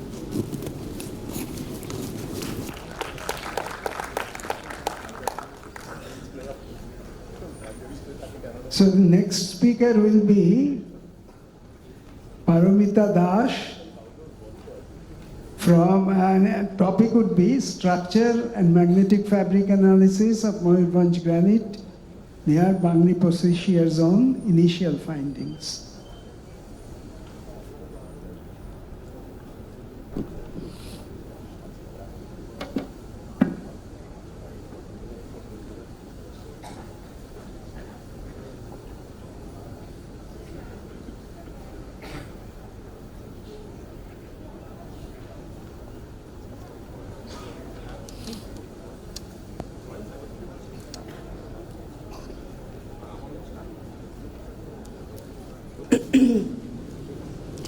Thank you.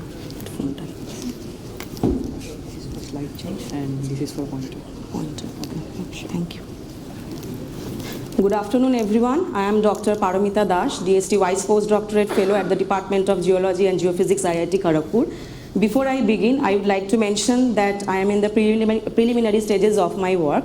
So here I will present the initial results that I get from the reconnaissance field work.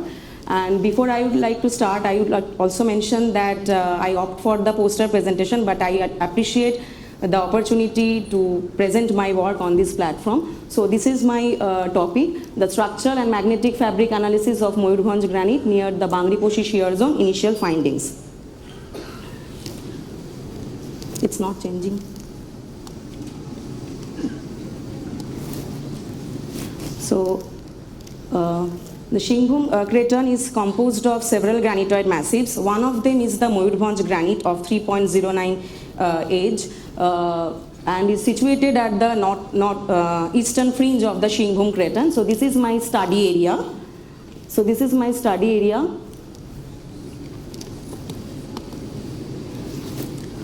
The Moyurbhanj granite is in generally undeformed and unmetamorphosed in nature. But Saha 1994 reported the imprints of myelonitic foliation along its eastern margin, where it is near to the contact with the Singhbhum shear zone. And later this shear zone is considered to be as a southeastern extension of the Singhbhum shear zone by the later workers. Recently, Prabhakar et al. 2014 designated this shear zone as a north-northeast, south-southwest trending Bangladesh shear zone. So previous researches are mostly based on the geochemical and geochronological aspects, but very limited attention has given as far as structural details are concerned. And also we know that the granite have proximity to the shear zone and the kinematics of the between these two are interlinked. So with this aim, my objective is to detail study of deformation in the Moyurbhanj granite, that including macro and micro scale fabric, and understanding the time relationship between fabric development in the MBG with the regional deformation. So these are the methodologies that I have followed. Reconnaissance field work has been done and in the vicinity of the Bangladesh area. Systematic collections of the structural data from the study area, as well as I have collected oriented block samples of granite to do the AMS analysis, as well as microstructure analysis has been performed in the kinematic reference frame identified on the basis of the AMS. So here I have prepared the structural map. The structural study reveals that in most of the outcrop, basically the granite is massive in nature and varies between medium to fine grained. And in some parts of the area, I have found that there is in some parts of the area, I have found that the formation of easterly dipping, north-northeast, south-southwest tending myelonitic foliation, where it is close to the BHZ. And also both the massive and the foliated variety, I have found there is a traversed by the quartz vein as well as by the fractures of different orientations. So these are the field photographs.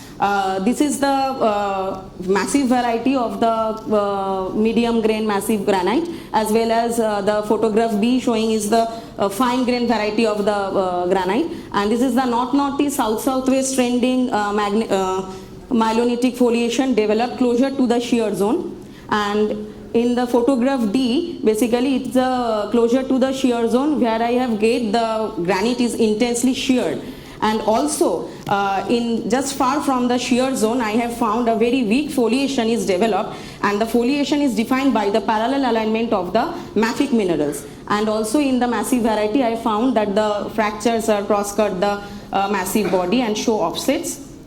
So as I have mentioned that the most of the sample granite is in the outcrop, I have seen the massive variety. So AMS analysis has been performed. I have collected 11 total granite sample, oriented granite sample that were drilled to produce the multiple cores, on which I have analyzed the AMS, performed the AMS analysis, and to get the various parameters that I will show in my next slide, along with the K1, K1, K2 and K3 axis that I will get, which define that the K1 is represent the magnetic lineation, whereas K1, K2 indicate the magnetic foliation, and K3 is the pole of the K1, K2 plane.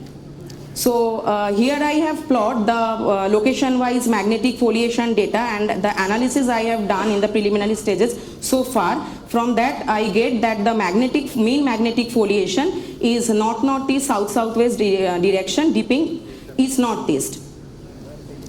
And these are the other parameters, that is Km in the table indicate that the mean bulk susceptibility. Pj is the strain intensity, T is defined the shape of the susceptibility ellipsoid. Here I have found that the most of the samples showing the mean bulk susceptibilities above than 10,000 into 10 to the power minus 6 SI unit, which indicate that the presence of ferromagnetic mineral contributing to the AMS. And here the Km versus Pj plot, which indicate that there is no one-to-one relationship between Km versus Pj. And the Pj versus T plot indicate that the susceptibility ellipsoid is basically indicate both the prolate and oblate shape. So the K1, K2 and K3 orientation we get from the AMS study, which is used to identify which is used to determine the orientation of the K1, K2 as well as the K1, K3 plane. And these orientation of the K1, K2 and the K1, K3 plane are marked on the oriented sample. And the K1, K3 plane is cut, parallel section is followed by cutting the parallel section parallel to the K1, K3 plane, and then the trace of the K1 is marked on the K1, K3 plane, and the thin section has been prepared on that K1, K3 plane, which is the reference flame and is equivalent to the XZ section. So these are the photomicrographs. So the massive granite, so the granite is mainly composed of quartz, alkali feldspar that include partite, microcline, also plagioclase feldspar, biotite, muscovite are also present, and opaque phases are mainly accessory minerals are present as an opaque phase. So here I have found that in the massive variety, the plagioclase show deformation twins, as well as in the myelonitic variety in the figure C, I have found that the shear movement is dextral top to the southwest direction, and quartz is deformed, show the dynamic recrystallization by grain boundary migration as well as subgrain rotation, And in the field photograph that I have seen that the weak foliation developed in just far from the shear zone. So the foliation is defined by the parallel alignment of the muscovite and biotite grains. So by this preliminary study, basically, I just come to this conclusion that the north-northeast, south-southwest trending mean magnetic foliation is more or less parallel to the observed field foliation as well as parallel to the BSZ. So therefore, from this study or the study I have done so far, I can conclude that the fabric development is synchronous with the evolution of the shear zone. The granite also exhibits that the porphyritic texture and the dynamic decrystallization of the quartz grain by subgrain and grain boundary migration indicate that the solid state of deformation. So therefore, the first results of this research indicate that the MVG is deformed, and detailed investigations are basically in progress to unravel its deformation history and tectonic implications. So these are the future works that to be explored. Up to now, I have done AMS analysis on the 11 sample, and collection of the oriented sample for AMS from the other parts of that study area is to be done. And also the preparation of rock thin section parallel to the kinematic reference frame will be done, and to micro and microstructure analysis to get the overall tectonic cum deformational setup. And also same EBSD will be studies from the selected area. So thank you for your kind attention, and also I need your suggestions. So thank you. Thank you, Dr. Paramita, for a very precise talk. As we are having some time, we can encourage her with some questions, interesting questions. If none, then I will give some comments actually. Paramita, can you display your map?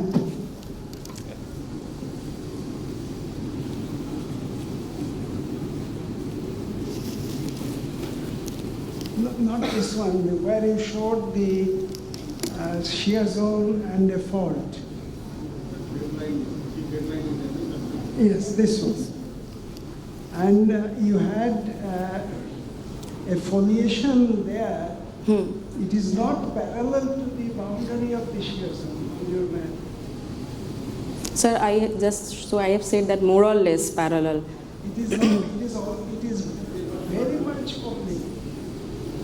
Sir, with the... As per your plot, foliation is not at all parallel to the shear zone. You cannot call it more or less parallel. So that's... And the other thing is, can you display your magnetic foliation, that plot?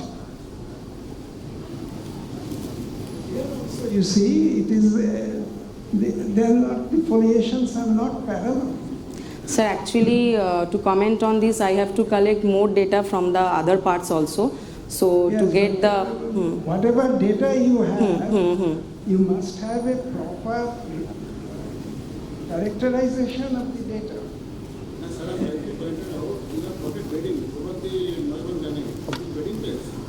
No, that is the foliation. Sir, these are the magnetic foliation. And but your magnetic foliations also very high angle to the shear zone. So that's why I have to do also EBSD analysis. I happen to work in this area, sir. In this area, in Bangladesh, we are having three prominent structural features. One northwest, which is the contact between the Neumann granite and Bangladesh granite, which is called as the Bangladesh West shear zone. Sir, I have seen that paper basically, yes. Eastern part, this shear, which is in contact with the Singhbhum sediments. And within the Singhbhum sediments, there is a Kendua fault, which is almost north-south, which is a manifestation of the Eastern Indian tectonic zone. So and for your information, when you send your students for the next field trip, you go lightly that it is a preliminary field trip. The Neumann granite and the Bangladesh granite, they are not in physical contact with each other at most of the places. In between, you find at some places in some nala sections, presence of chloride schist and talco-cysts and felsic cysts, which are also prevalent there. So though the west Bangladesh shear zone, which is northwest trending, is a manifestation of the continuation of the Singhbhum shear zone to southeast. And the latter events are our north-south ones, which is manifestation of Kendua faults. So you have to take into consideration all the three parameters. Sir, I will definitely consider, yes. Thank you, thank you. One more point. Please look at the literature which suggests that this northeast Bandiposi shear zone may be a later shear zone which is defining the eastern boundary of the Singhbhum Craton. It has nothing to do with the Singhbhum shear zone. There is some work on that. Please look it up. Yes, sure, sir. So thank you.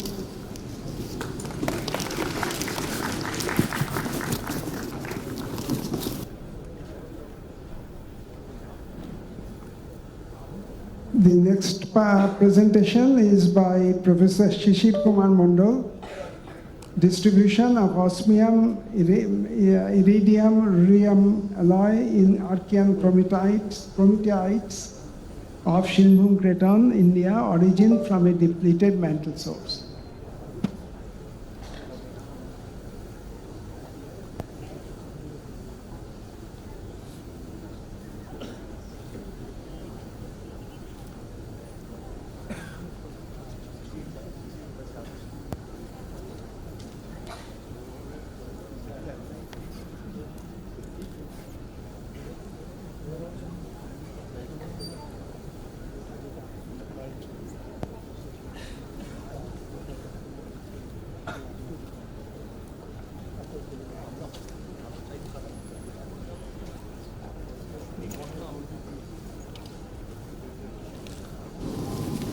শোনা যাচ্ছে?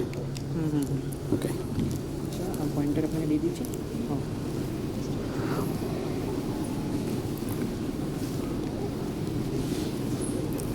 Good afternoon.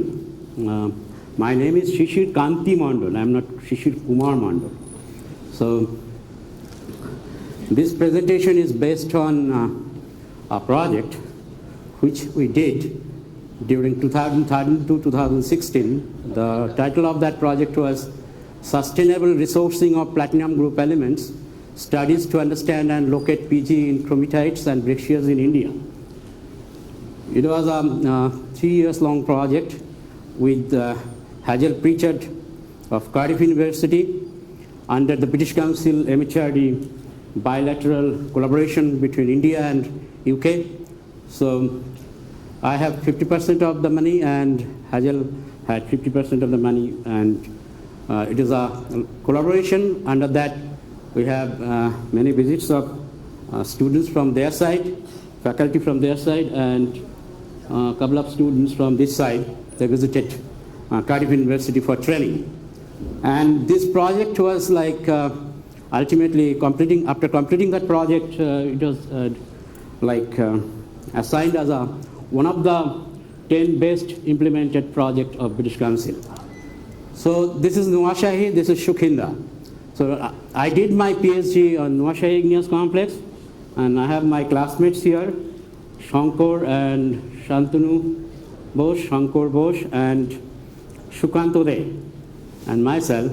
We are the last batch in 1992 visited this Nuashahi igneous complex together under Professor Kanailal Chakraborty and Professor Tapan Kumar Boddo for a master degree fieldwork.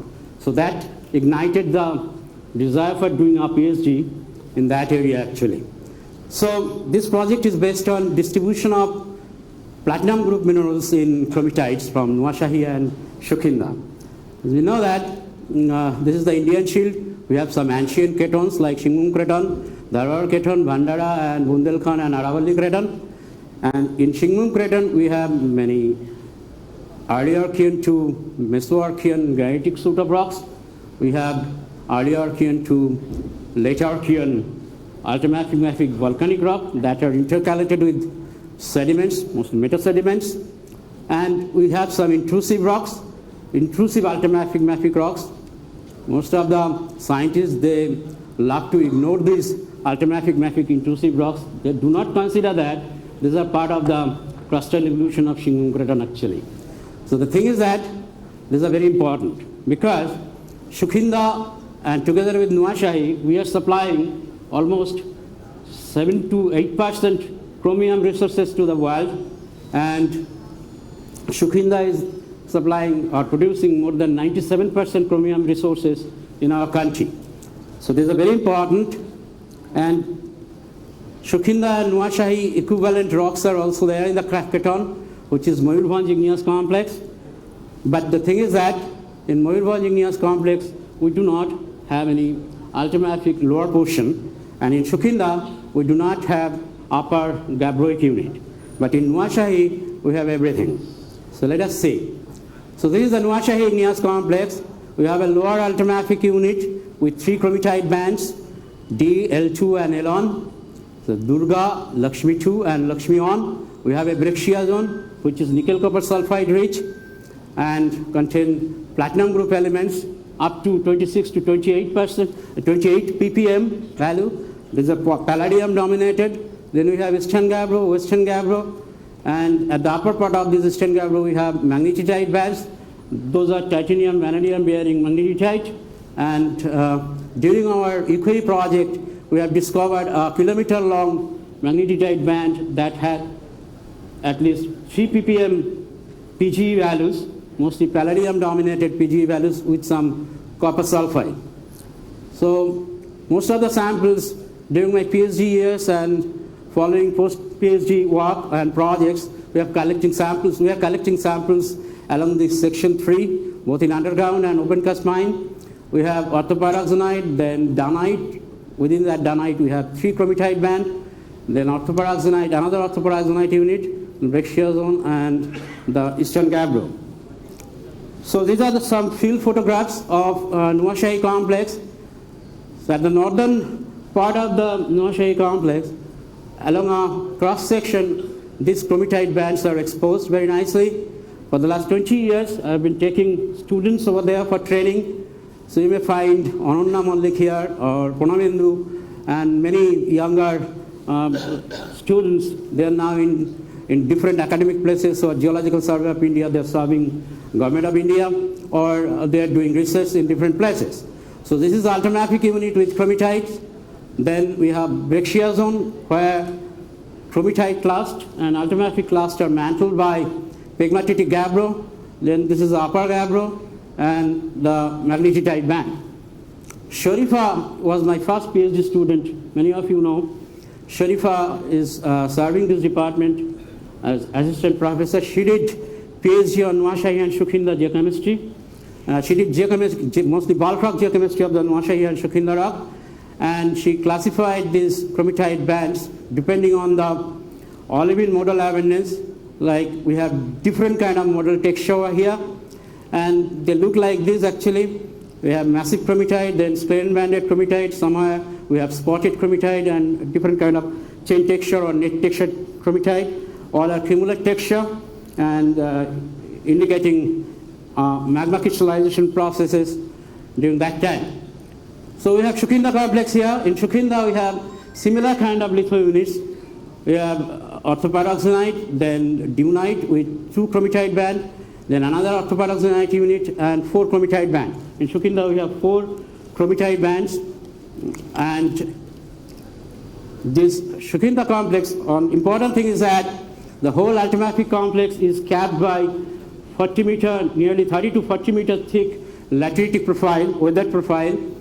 And at this part we have a Brixia zone which is similar to Nuashahi Brixia, but the thing is that there is no significant PG in that Katpal Brixia. Our sulfides are also very less.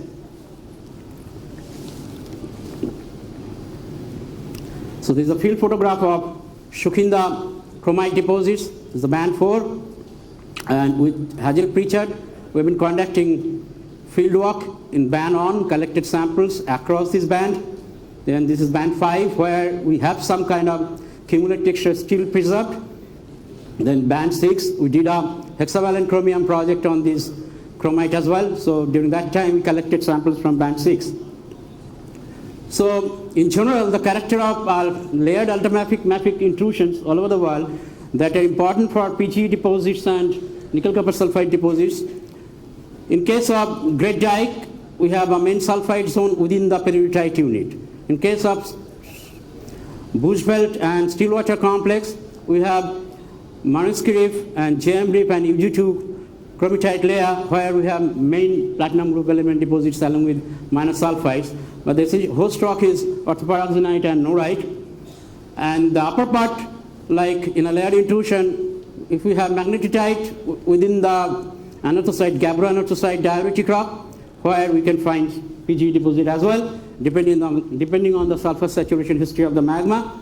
So, example is Stella complex in Brazil, Skagerrak in Greenland. So, Nuashai shows very nice layering, beginning with orthoperoxenite, olivine orthoperoxenite, then we have dunite with 3 chromitite bands, non-orthoperoxenite, Brachia zone with PGE and sulfides, the norite gabbro, and gabbro, magnetite, and diabatic rock. This is the whole sequence. If you go through some old literature like by Shotumay Mukherjee or Kanailal Chakraborty, you will find that they have described this very nicely. So the target of this particular work is to collect samples across the chromitite band and to find the platinum group minerals, characterize them, and to understand their formation history. And the thing is that if the identified platinum group minerals are truly representing the bulk concentration of the PGE in chromitites, that is also important part of this study. So out of 42 samples we have analyzed, we have considered 21 samples where PGE is ranging from 200 ppb to 500 ppb. We collected 10 samples we have selected from Shukhinda, 11 from Nuashai, conducted extensive bulk rock geochemistry and PGE geochemistry and scanning electron microscopy along with EDS analysis to identify the minerals. So these are the whole rock PGE character of the chromitite bands. As you can see that in Nuashai and Shukhinda, the lower chromitite bands are basically showing they are moderately IPGE enriched. IPGE means osmium, iridium, ruthenium, IPGE enriched, and in a typical Brachia hosted PGE deposit or typical sulfide-rich PGE deposit, the pattern should be like this, and enriched in terms of palladium group of elements like palladium, platinum, and rhodium. So you can compare that in chromitite we have osmium, iridium, ruthenium, and this pattern, and in case of a deposit we have palladium and this pattern. So these are the distribution of PGMs. We have identified 4 textural variety of occurrence, like well within the chromite grains as inclusion. Then within the chromite grains we have chrome dioxide inclusion, where most of the platinum group elements are associated, and then platinum group minerals are associated. Then within the chromite we have some altered platinum group minerals, and at the interstitial spaces of chromite grains we have platinum group minerals. So these are the morphological feature and textural feature of different platinum group elements. Among these, osmium, iridium, ruthenium alloys are dominating in chromite. In both Nuashai and Shukhinda, you can see that these are osmium rich, and there are some other platinum group elements like Eoarchean, fluorite, and Eoarchean. So, and there are some secondary oxides of platinum group elements are also present, and important thing is that we have native platinum within the chromite grain and also native ruthenium associated with the interstitial silicate minerals. So if you compare in Nuashai and Shukhinda, in both cases osmium, iridium, ruthenium alloys are dominating with some differences in different platinum group elements and platinum group minerals. And this is the PGM distribution with respect to bulk PGE concentration versus total PGE concentration versus PGM distribution of that particular chromitite band. And you can see that there are some samples where bulk PGE concentration is higher, where we are getting a number of platinum group minerals in higher amount. But that is not the case in most of the cases actually. So we have mechanism to find out the parental magma composition of these igneous rocks, cumulative igneous rocks. I did my PhD on that. During that time, I found that this parental magma is high magnesium siliceous basalt with low TiO2 and alumina content. Then we analyzed more samples And you can see that most of the unaltered chromitite from Nuashahi and Shukhinda, they are showing similarity with the monoitic One or two more minutes, please. So parental magma can be calculated using different kind of equilibrium constant and parameters, and we have found that they are low alumina and higher MgO concentration is the characteristic. There are like osmium isotope studies as well. They show SCLM connection, like highly subconductic nature. Then we did some mineral inclusions of silicates, chrome dioxide analysis. Chrome dioxide, like they are Cr2O3 rich in case of inclusion minerals, but in case of in gabbro we have clinopyroxene where Cr concentration is like that, and in case of cumulate typical pyroxene, clinopyroxene from bush belt, they have this kind of composition. And in case of phlogopite from Nuashahi and Shukhin, the phlogopite inclusions, they show similarity with the mantle xenoliths coming from metasomatized mantle, and they are alkali rich actually. And our initial studies we published an initial report of these alloys in Wood Geology Reviews in 2019. We proposed a model that they are basically coming from second stage melting of a metasomatized mantle, which was depleted mantle, and that metasomatized mantle, from that metasomatized mantle generating bononitic magma, and from that bononitic magma actually it was crystallizing alloy phases, and those are entrapped by the growing chromite crystal during nucleation. So in conclusion, the unimodal osmium iridium ruthenium alloy inclusions in chromite of these chromatites may crystallize from a bononitic magma relatively high temperature at lower oxygen focusity condition, or alternatively these alloys are already present in the mantle, like here. This is a no melting scenario. There is a little bit of melting, but in that case, alloys would be in the residual mantle. If we have high degree of partial melting, all alloys will be going to the bononitic magma and entrapped by the chromite, nucleating chromite crystals, and ultimately deposited within the chromitite band. And one problem we have here actually, after extensive analysis, only 35 platinum group minerals were located in 21 samples. So this suggests that while the PGM found accounts for some of the PGE, the total concentration of PGE cannot be accounted for on just the 35 PGE grains alone. So that is the problem. So this poses the question as to how the rest of the PGE are represented within the chromatites. So we have been doing laser ablation ICP-MS of this chromite, and initial result shows very encouraging data that in some chromites, in Nuashahi and Shukhinda, the lower band, we have high iridium concentration, and those iridium or IPG might be present in the spinel structure or chromite structure as solid solution material. Thank you very much, and if you have any question, feel free to ask.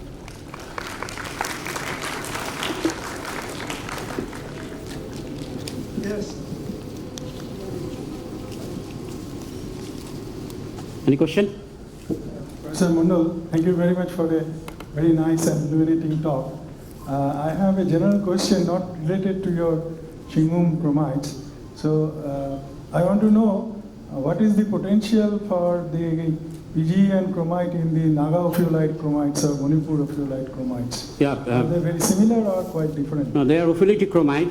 So if you see all over the world in hemitropical countries, they have ophiolite, and those ophiolites are really important for laterite covered PGE deposit actually. New Caledonia and recently in Indonesia and different places actually. So the whole nickel market in the world is basically now controlled by China and Indonesia actually. The reason is that they have found that lateritized nickel deposit just that is present over the ultramafic rock actually. So we have Manipur ophiolite, we have Shukhinda, we have 40-meter thick lateritic profile.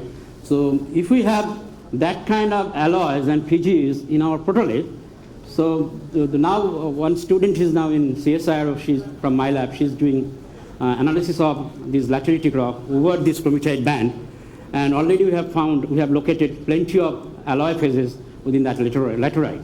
So together with this laterite in cometite band and laterite and this PGM in laterite profile, so everything would be very much same, economically beneficial, I think I should say.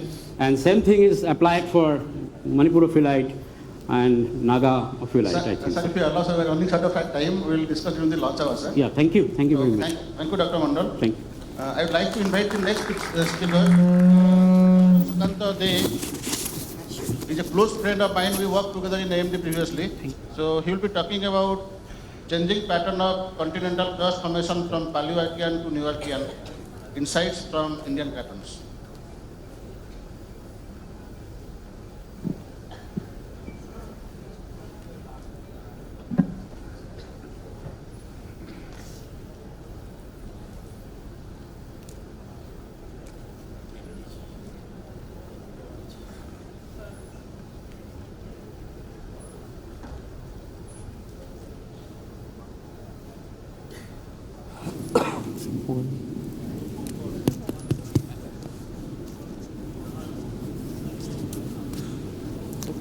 This is for slide change and the date 1 for pointing. Yeah.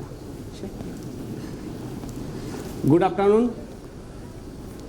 I thank the Geology Department, Presidency University for inviting me, especially my friend Shankar Bose and Gautam Da.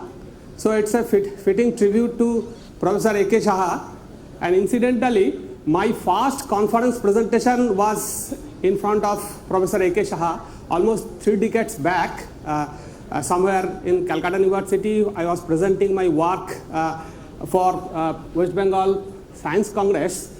So one of the major things that I have learned from the work of Professor Saha is that whatever as a geologist we are doing, it starts from field. So there is no alternative to geological field work, mapping, studying rock associations, and then go for geochemistry. And then we erect the model. So whatever I am going to present that, you will get an idea about that. Whatever models we present, we incorporate all the different aspects of geology. So this topic, I feel that one of the most important things that happened in Earth is the formation and emergence of the continental crust. So I have kept some of the points why continental crust is important.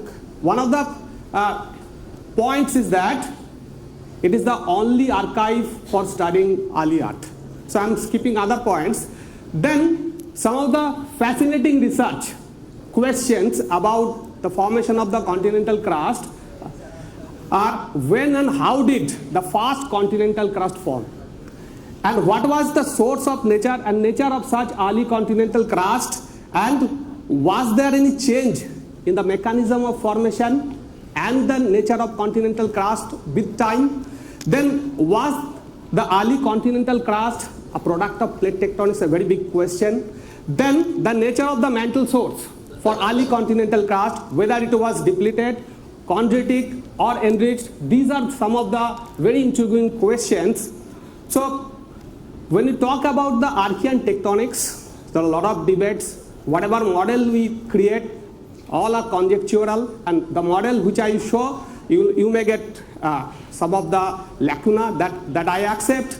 So the models we can divide into two end members. One is that it was quite different from that of present day, mostly related to mantle plumes or whatever things that, or some researchers believe that the modern style plate tectonics even operated even in Eoarchean time or Hadean time. So what kind of record we have from Indian cratons? Fortunately, we have 5 Indian cratons. So let us start from the Singhbhum Craton because of this. This is a special theme of this conference. So this is the map of Singhbhum Craton. The earlier speakers already discussed about the geology of the Singhbhum Craton. This central part, we have different kinds of granitoids which are mostly divided into two types. One is this, the central part. This central part which is, we call it the Champua shoot, because the older name was WebTG. But before that, this is the oldest rock now, until now, dated from Singhbhum Craton in situ rock. That is the Kalikapur diorite gneiss from here. It is 3.3 billion years old. But the Champua shoot, the age is around this 3.45 to 3. And this is mostly tonalite and transhumanitic in composition. But the next generation of granitoids, the most voluminous, that's the Singhbhum granite. This is the age, 3.38 to 3.25. And the composition, it moves towards the potash-rich end. So these are mostly transhumanites and granites. And this central granitic core is surrounded by many different kinds of supracrustal belts. One is this Gaurumoishani Badampahar basin, and here is the Dayatari greenstone belts. Like this, these are the age and other rock types. So this is the compilation of Jharkhand UPB age, both Jharkhands from the in situ rock as well as the detrital Jharkhand. So I am not talking about the older Jharkhands, I will be talking mostly about the present rock record.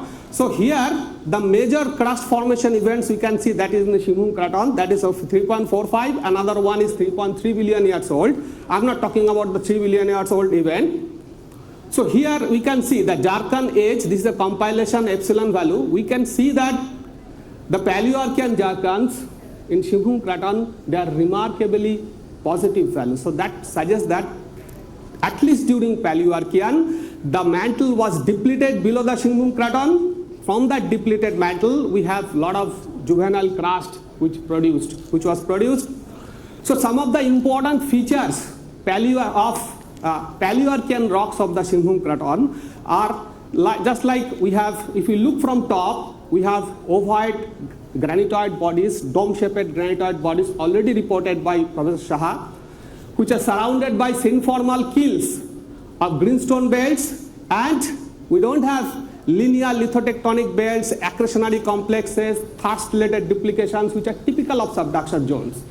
So we don't have this kind of volcanic rocks, which are typical of subduction zones. And another important feature is that we have both synchronous low pressure and high pressure TTGs. So situation is something similar to like Pilbara Craton. We can see the domes of granitoids surrounded by synformal kills of greenstone belts, the blue color, something like this. So if we look into the Singhbhum Craton very closely, we'll get several such blocks. I'm calling it blocks rather than domes, because not everywhere structure is done. Something like this, if you can see that these are the greenstone belts, slivers, and the rounded granitoid bodies. Here also in Bonai block. If we follow this, we'll get a remnants of greenstone belts, something like that, which is surrounding these granitoid blocks. So these are some of the features.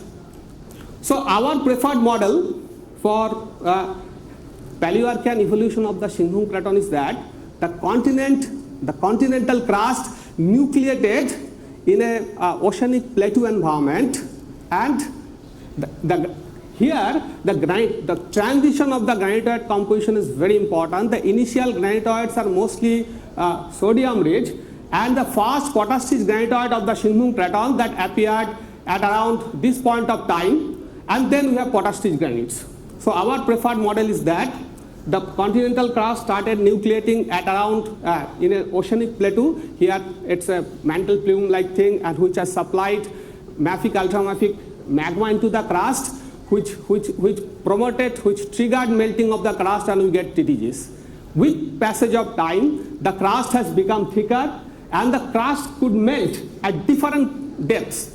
For example, at higher depths, at lower depths. So we get both high pressure and low pressure TTGs. And later on, this is the last phase, when the greenstone belts, which are denser, they could sink into the soft granitoid basement, and we get the granitoid domes. At this point of time also, the previous TTGs melted, so we get potash-rich granites, and this is the present day erosional level. So if you look from top, we get the granitoid domes surrounded by synformal kills of the greenstone belts.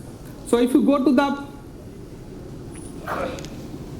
Dharwad Craton, the western part, the situation is similar. If you go in the Western Dhara Craton, we get at least two different kinds of greenstone belts. The earlier one, the Sargur greenstone belts, which are mostly Paleoarchean, Mesoarchean. I will take you to these two places. One is this Holen-Arsipur greenstone belts, and another one here is that is your Gundlupet area. So this is the map pattern of the Holen-Arsipur greenstone belt.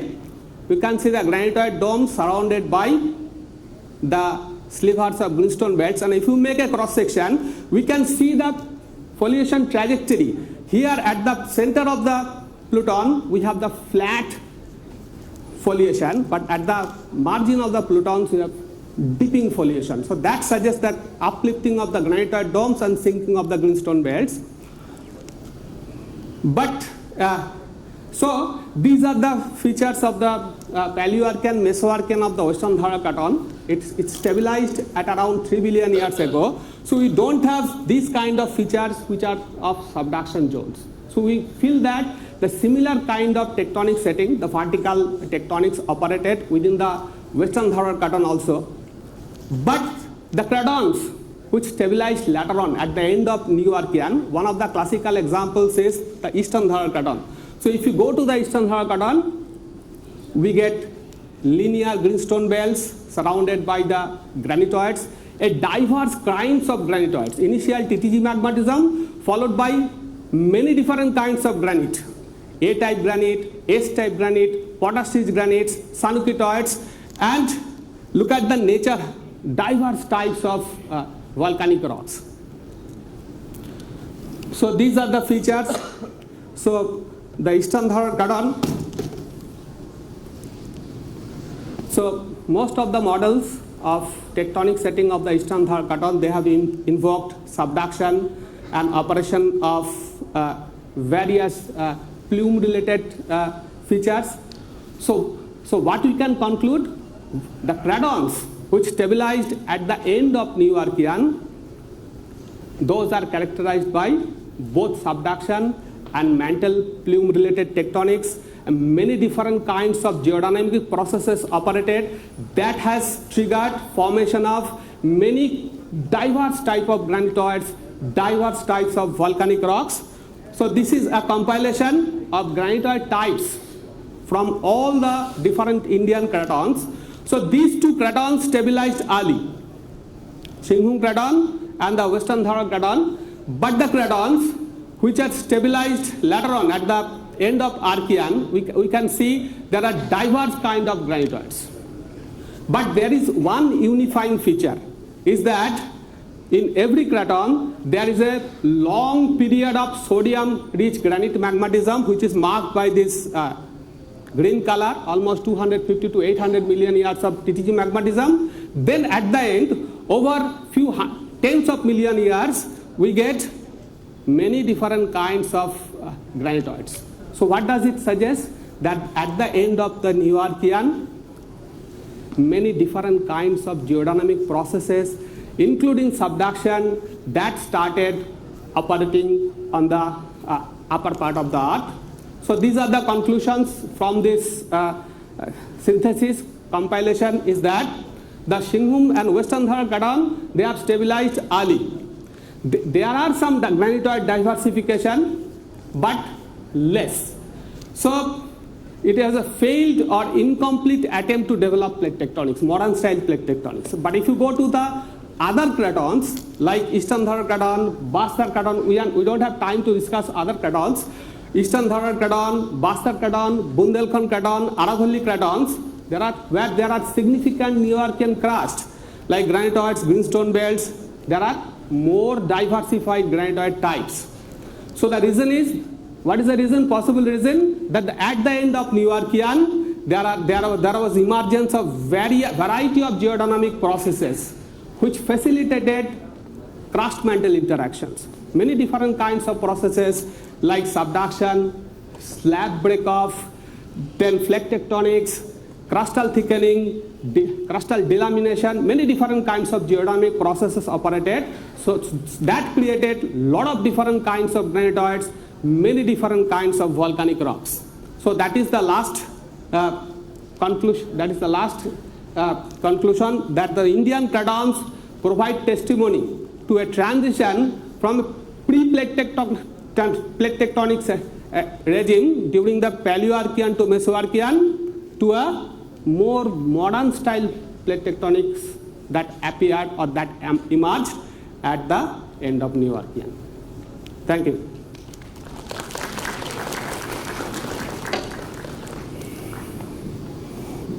Any questions from the audience?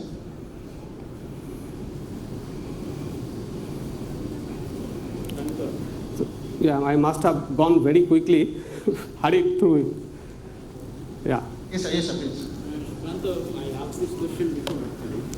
You remember that your talk during in our department. We have Eoarchean clock in the Singhbhum Craton. The age of this Eoarchean clock is 2.8 years. 2.8. Those are basically composition in high-energy silicious basalt, but not showing any, the orthopyroxene saturated, not showing any, crustal contamination. So those are basically only composition. So that indicates something else actually. And if you plot, say, post-state of dike rock from Singhbhum Craton, each of the dike set is representing different tectonic setting actually. And 2.8 dike is basically indicating active continental margin setting. So what is your take on that actually?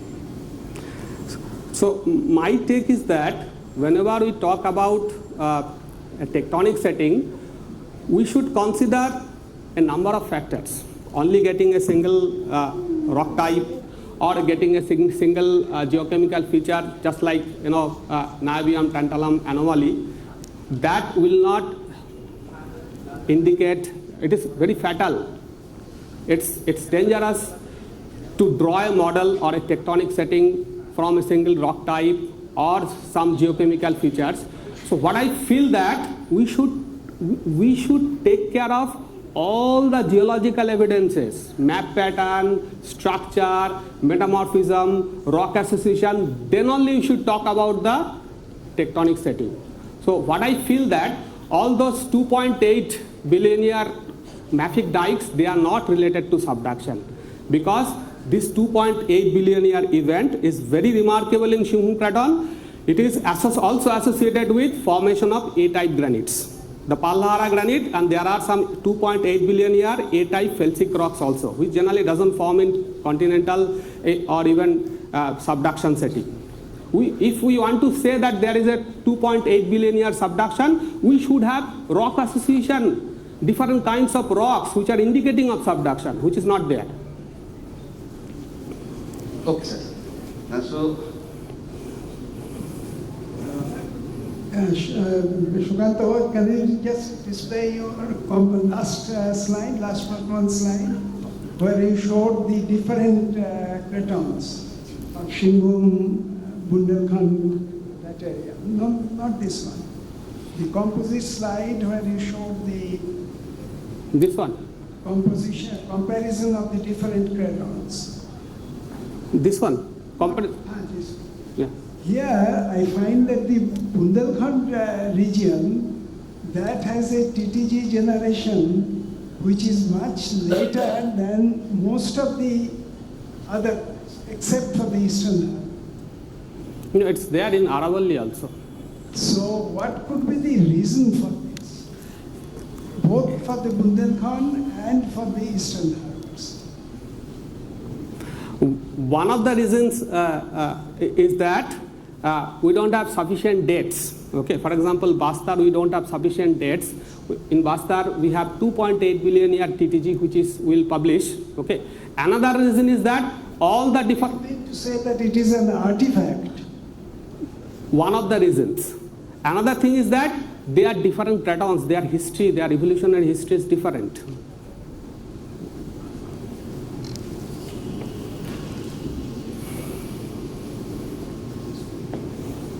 Okay, thank you, Yeah. Shukanto, for an Thank you. excellent talk. Now I invite Trishrota Chaudhary to present a talk on evolution of Precambrian Singhbhum Crustal Province, India, a present state of knowledge.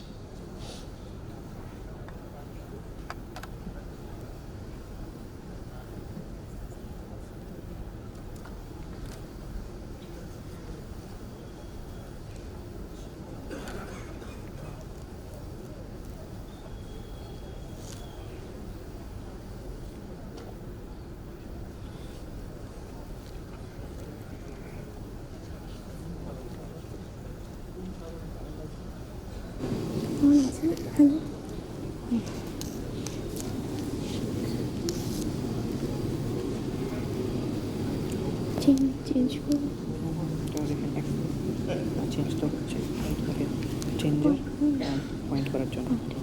fine. Thank you, Professor Dev. Am I audible? Okay. So I'll present today basically the summary of my previous speaker said, and what is the present status of knowledge we have arrived regarding the evolution of Singhbhum Craton, and what are the caveats of our present knowledge and how we can possibly address them. So earlier in Professor Saha's time, there were good quality maps, excellent rich structured database, and a deep understanding in field geology. So and Professor Saha single-handedly compiled hundreds of whole rock data and plotted to characterize all the granitic protons apart from field mapping and petrography. But today, after 2000, we are blessed with in situ geochronological data and associated with CL imaging, where after 2000 the number of data specifically shoot up, where we have the xenocrystic age. We can easily identify the xenocryst, the crystallization age. So we get the original rock or the precursor rock. We get our idea about the granites or the felsic volcanics. We get idea about the thermal events or deformation events, all from zircon, UPB zircon. And we have a good amount of lutetium, hafnium data. So we get also the idea about the evolution of the granites or the granitoids or the felsic crust. We have also now plenty of oxygen isotope data. And we have now good quality whole rock geochemistry data and more understanding in surface geophysical data. So all the new data combined with the previous understanding, they allow us to perform a more robust, more deterministic way or understanding of temporal evolution of this very old craton. So perhaps in the recent past, the most striking discovery from Singhbhum Craton that drew attention of all the geoscientists across the world is the discovery of Hadean zircons. So nowadays, Hadean zircons are quite common in Singhbhum. They have been extracted from TTGs as xenocryst. They have been extracted from ancient detrital zircons, Mesoarchean rocks, and modern sediments also as well. So during the Hadean, the environment of or the earth was like a hell. So there were acid rains, there were magma, ocean convection, there were volcanisms, but zircons being very robust, mechanically, chemically, isotopically robust components, they were very determined to survive, and they survived. So that doesn't mean that the primordial crust was felsic in nature. Rather, the primordial crust was mafic, ultramafic in nature, which we cannot track because we don't have very good geochronometer like zircon in the mafic, ultramafic rocks. But we do have some traces of those old crust in form of Hadean zircons. So in the Eoarchean also, we also have a good amount of zircon data of Eoarchean now from the Singhbhum Craton. Similarly, like Hadean, there are xenocryst from the TTGs and detrital zircons. So the right hand side, the upper diagram is the kernel density estimate of the igneous zircon ages and the detrital zircon ages. So now we have thousands of zircon age data from Singhbhum Craton, which is very advantageous to us right now. So why all the Hadean and Paleo-Eoarchean zircon data, they show a apparent evolved in nature. So it is it appears that they are showing a reworked nature, or they are showing a enriched so-called enriched reservoir value. So why is that? It is also common for all the cratons. So the right hand side photograph is basically a global worldwide compilation of zircon data, where we see that before Eoarchean all the zircons are evolved in nature. So why is that? So in the Hadean and Eoarchean, the major crust was mafic, ultramafic in nature, but there are very small pools of differentiated felsic melt. What happened? There were magma ocean vigorously convecting, and the primordial crust, which is mafic, ultramafic, were getting preserved, but again eaten up by very hot magma. So there was a very challenge. The preservation of crust was very challenging. But within them, some small pools of felsic melt got preserved, and because they are felsic, most of the incompatible elements got partitioned within them. So one is, in the lutetium hafnium systematics, the 177 hafnium is more incompatible than the lutetium. So the 176 hafnium, which is the daughter of the lutetium, is less abundant, and it apparently gives a reworked nature of the zircons within those small melt pools. Though the Hadean crust didn't survive, but the zircons got ultimately survived. So here that's why we get the so old crustal features. During the Paleo-Archean, as our Professor Mukhopadhyay and Professor Dey said, in the Paleo-Archean era, there was a boom in felsic crust formation. It started from 3.5 billion years. So before 3.5, none of the rock today survived. Only the zircon survived. But from 3.5 to 3.3, and the 3.3, there is the biggest. If we consider this zircon plots as a proxy of crust formation, so at 3.33 there is the biggest crust formation event in the Singhbhum Craton. I mean the felsic crust formation. So what early workers and now also we do, we identify as the oldest crust as the gneissic ones, which have undergone 3 phases of deformation, which are engulfed or occur as xenoliths within younger granites, which have one pervasive set of foliation, and sometimes they are folded according to their age or the level of deformation they have suffered. So how the TTG factory was running at that time? It's not possible that only the most accepted consensus of TTG formation is the partial melting of hydrous metabasalt. But it's not possible that only the hydrous metabasalts were melting and nothing other was happening. In fact, the basaltic melt was getting partitioned, was differentiating, producing tonalitic melt, and the ultramafic magma was also differentiating to produce basaltic melt. So we are having basalts, we are having tonalites, so and we are also having parallelly partial melting events of older crusts. So all of the process could have generated subcumulates or melting residua. Like for melting, partial melting or anatexis, we would have obtained some garnet OPX, CPX, and if the original tonalitic magma was melting, it would have produced some cumulate fractions of fractionates of hornblende, plagioclase. So we should get diorites, cyanides, or hornblende cumulates, and we actually get them in the field. And what if the weathering was also parallelly operating, because during the Archean, the weathering and erosion process was very aggressive, so the primordial crust was also getting eroded and metamorphosed and was deformed and partially melted. So during this partial melting, also some heavy cumulates or residual minerals could have been generated, which we don't give much attention to. But now where the cumulate go? So we get the early crust, like in the first photograph we get amphibolite enclaves within the granites, we get the diorites, we get the diorites, we get the hornblende plagioclase cumulates, we get granite, younger, finer grained granite dikes within crystal rich porphyritic granite, and we get also fantastic magmatic layering, crystal accumulation, crystal rich part, crystal poor part. So everything was happening within the magma chamber, and it is right there in the field, really visible, waiting for us to see.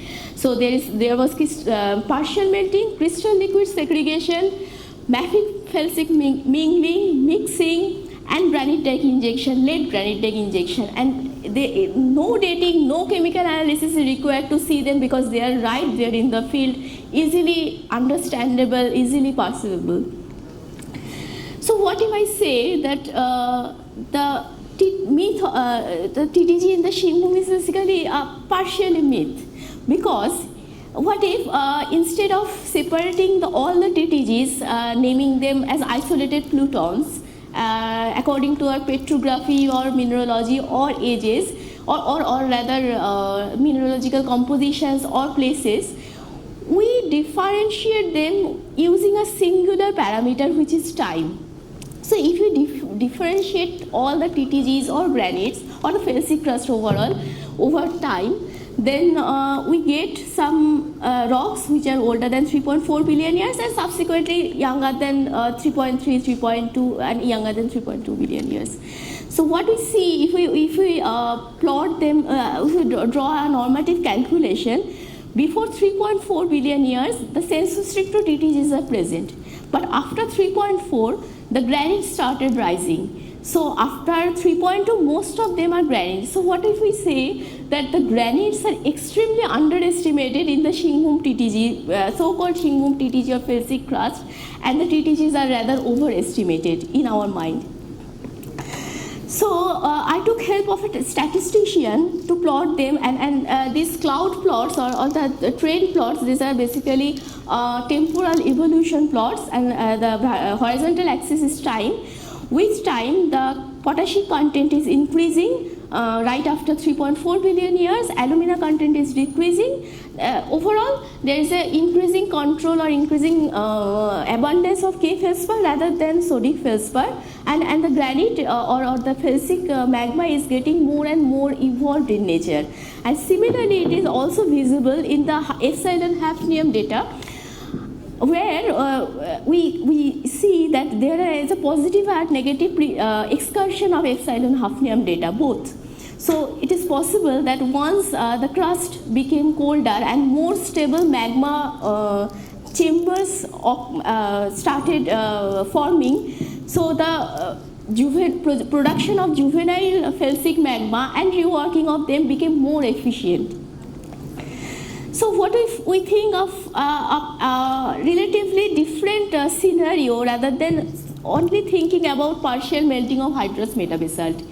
What if the initial basaltic magma was getting differentiated and there's some primary tonalitic magma was being produced?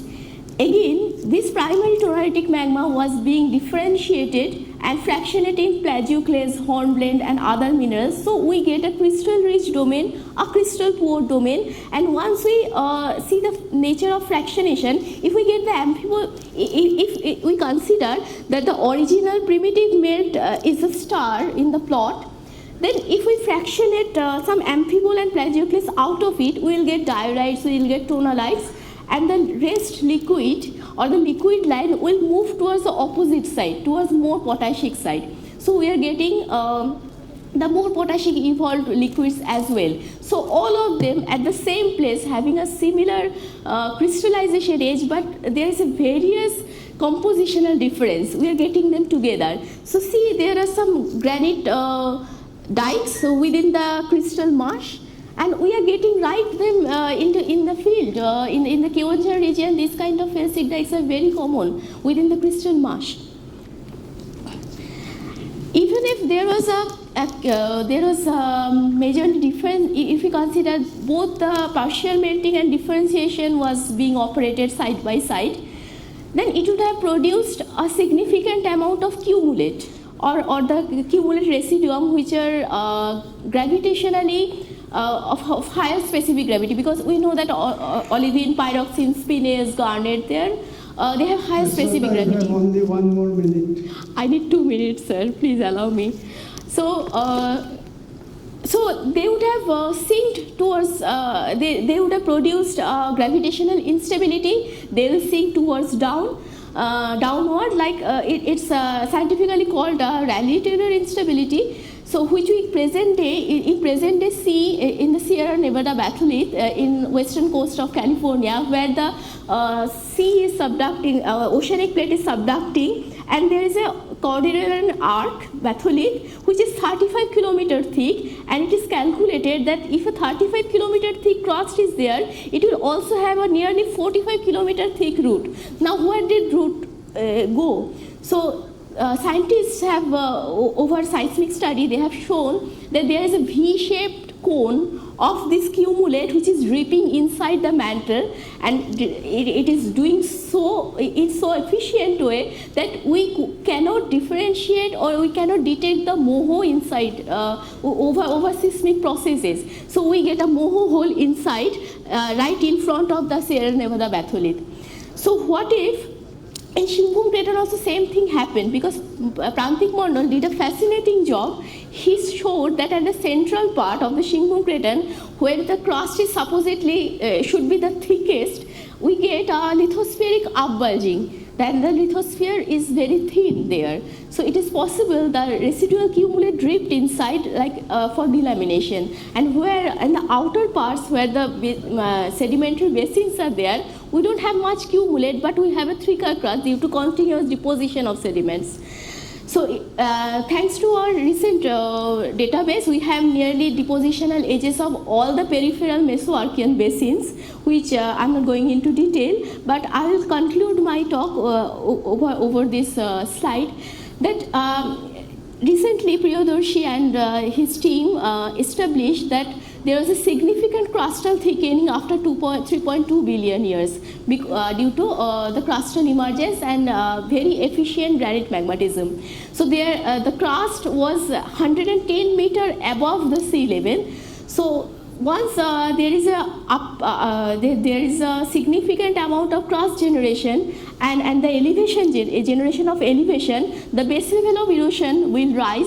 It will trigger vigorous sedimentation at the periphery of a passive margin where there were accommodation produced by rift basins. If we think about a similar situation of a fourth thrust bed, what happens in a fourth thrust bed? There is a very efficient crustal thickening in a geologically short period of time, and in front of them there are accommodations created. So we have mass flow conglomerates according to the basin geometry or the space created in front of in the foreland. We get mass flow conglomerate, we get terrestrial deposits, and if there is more accommodation, the terrestrial deposit is overlain by marginal marine sediments.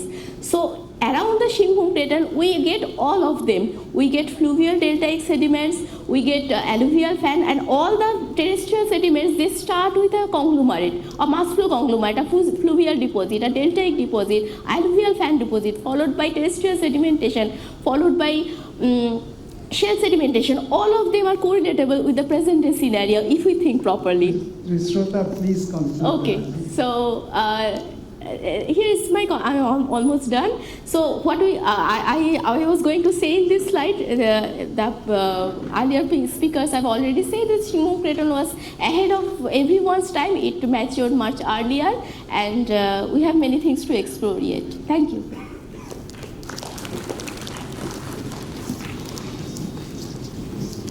Any questions? Is there any question on this presentation? Just one brief question. No? I have a question for all three of you, Shukanto, Devashish, and Trisrota. All of you have displayed a map coming from Professor Saha showing a boundary of the older metamorphic, and the rest of it is Singhbhum granite. You have presented geochronological data. So where does that boundary stand in the light of the new geochronological data? Would you obliterate the boundary? Would you say that the boundary does not exist? Or what is your take on that boundary between the older metamorphics and the Singhbhum granite? The mapped boundary. So may I speak? Yes. Or sir will speak? Okay. According to this map, can the map be shown, please? The slide, please. So the OMTG, or so-called the older xenoliths, which occur as small meter-scale xenoliths within Singhbhum granite, according to new geochronological data, the map is, in my opinion, whatever I have seen in field so far, the map is nearly accurate. in this part, the density of the xenolith increases significantly. Not that there is only OMTG, there is Singhbhum granite and younger granitoids, but the density of the xenoliths, the gneissic part, the oldest part, is significantly high at this place, and near Keonjhar also. But if this is a very small scale map, right? To make it visible, we have to make a boundary which is visible in the scale. So this map can be refined as well in meter scale plain paper mapping, because there are very small xenoliths and we don't justify showing this map. This map can be inserted in various large scale maps or plain paper maps. But this map still stands, sir. The concentration of the OMTG increases from Keonjhar towards this place near Champua, as far I have seen. Okay, this session will conclude with a brief presentation by Professor Esad Dash.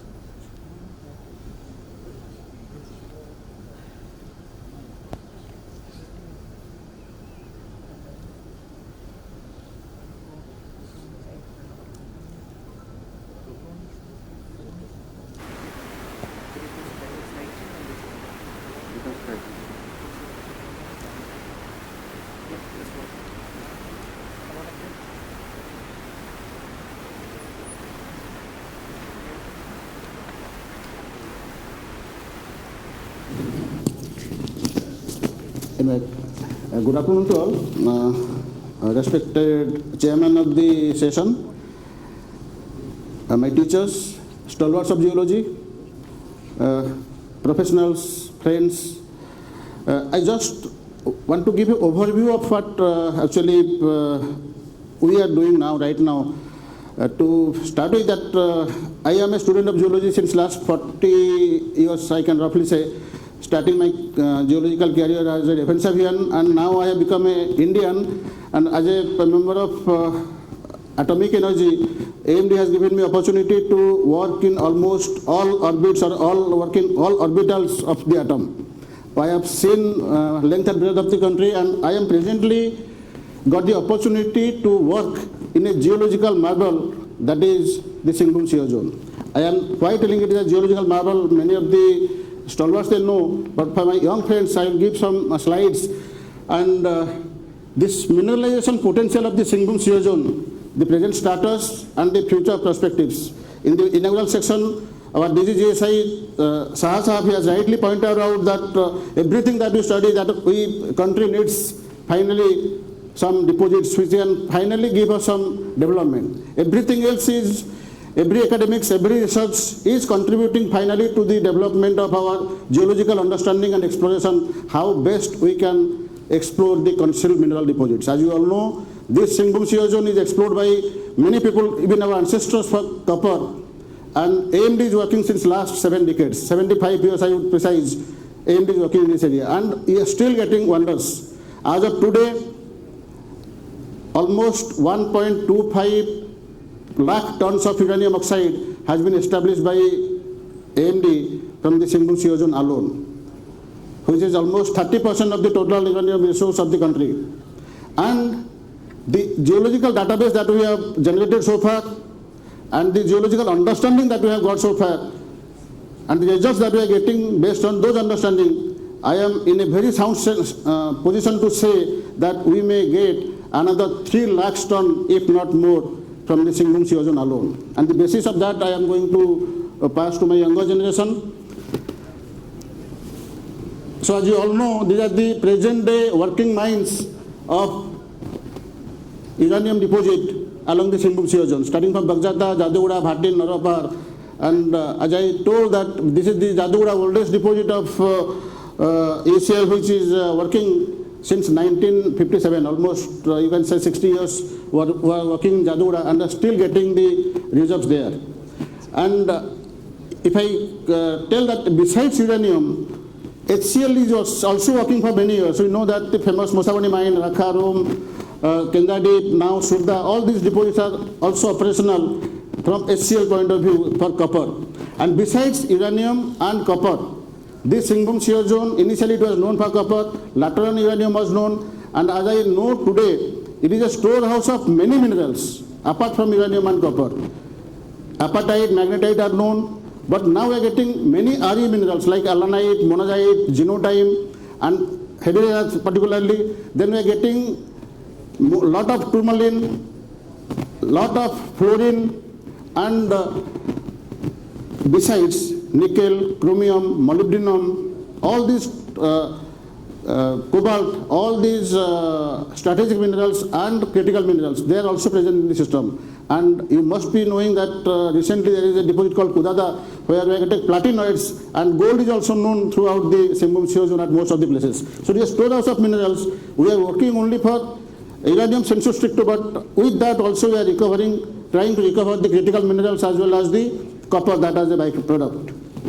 These are the working mines as on today, and these are the developments that we have got.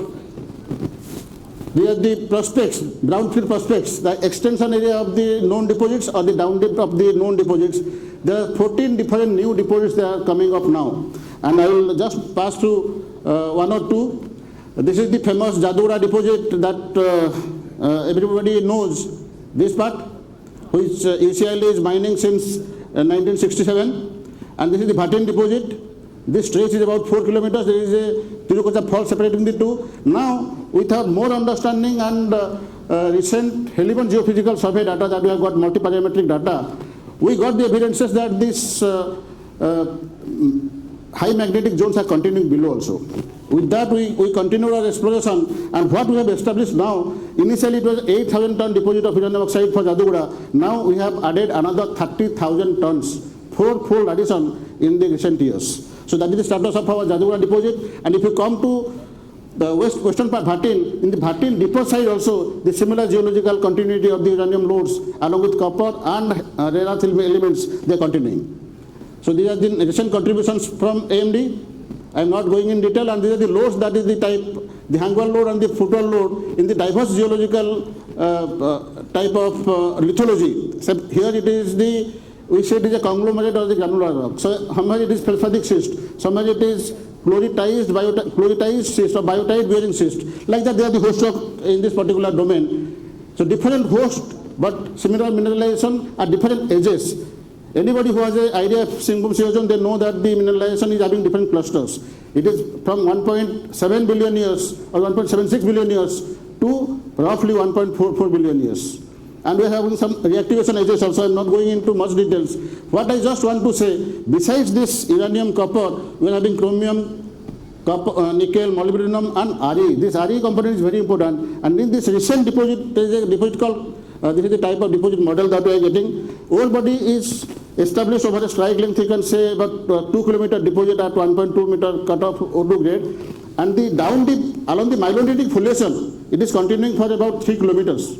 Strike is less, deep continuity is very high, very, very high, and it's still continuing. We have got the constraint of deeper drilling, but because you cannot mine the deeper areas with the small, low tonnage, low grade ores, but the deposit is continuing. We know many things. Many authors have given many models for this typical association, typical assemblage of host, but nothing stands if you see in totality. Every author has worked in a particular domain and they have concluded. But AMD, since we are working since many years, we are in very shortly we are going to give the geological fraternity a model which will be a revolution, I would say. So I am not disclosing that right now because I am not authorized to, but this is the new finding that of AMD that is coming shortly. And as it was the uranium occurrences or the uranium copper or uranium other metal association that we are getting, it is predominantly along 3 modes, along the mylonitic foliation or with apatite magnetite veins or as inclusions within the chlorite and diorite. So these are the chloride and biotite or the feldspars. They are of different generations.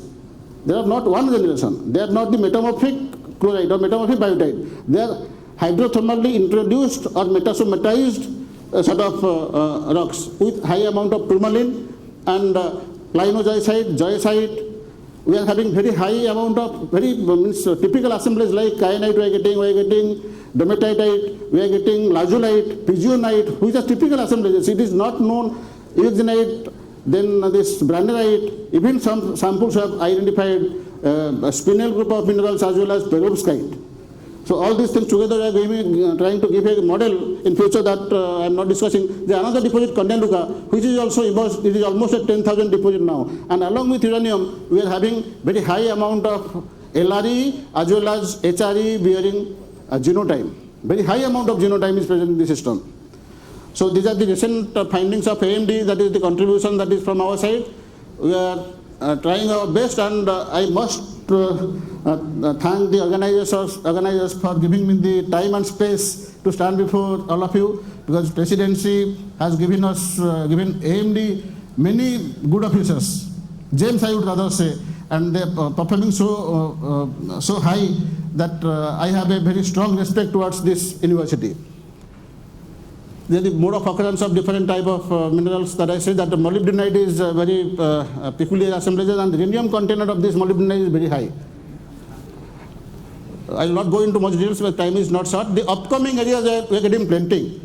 Means the challenge before us is that to find high-grade deposits, and this deposit is masked by the intrusion of lot of granites. Those granites are in fact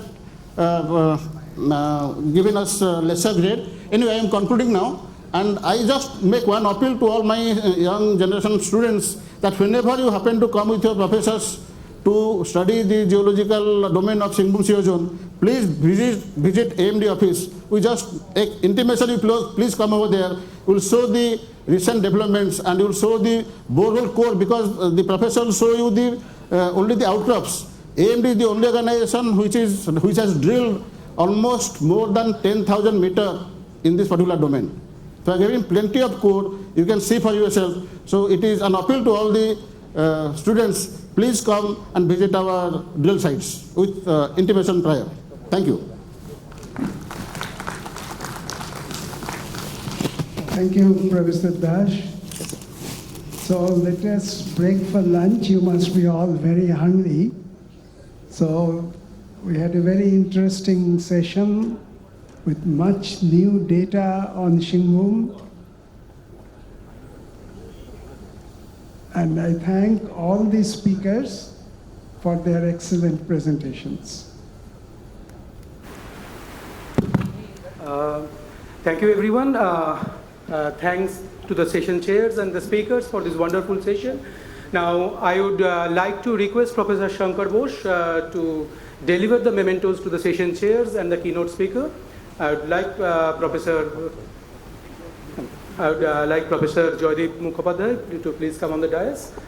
And after this, we will gather just outside the auditorium for the lunch break, a quick lunch break, and we will try to be back here maybe within an hour. 45 minutes.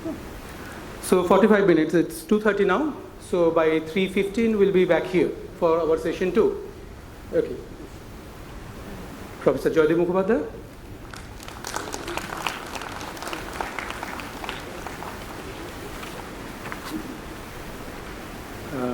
I would like to request to give the memento to Professor Dhruv Mukhopadhyay.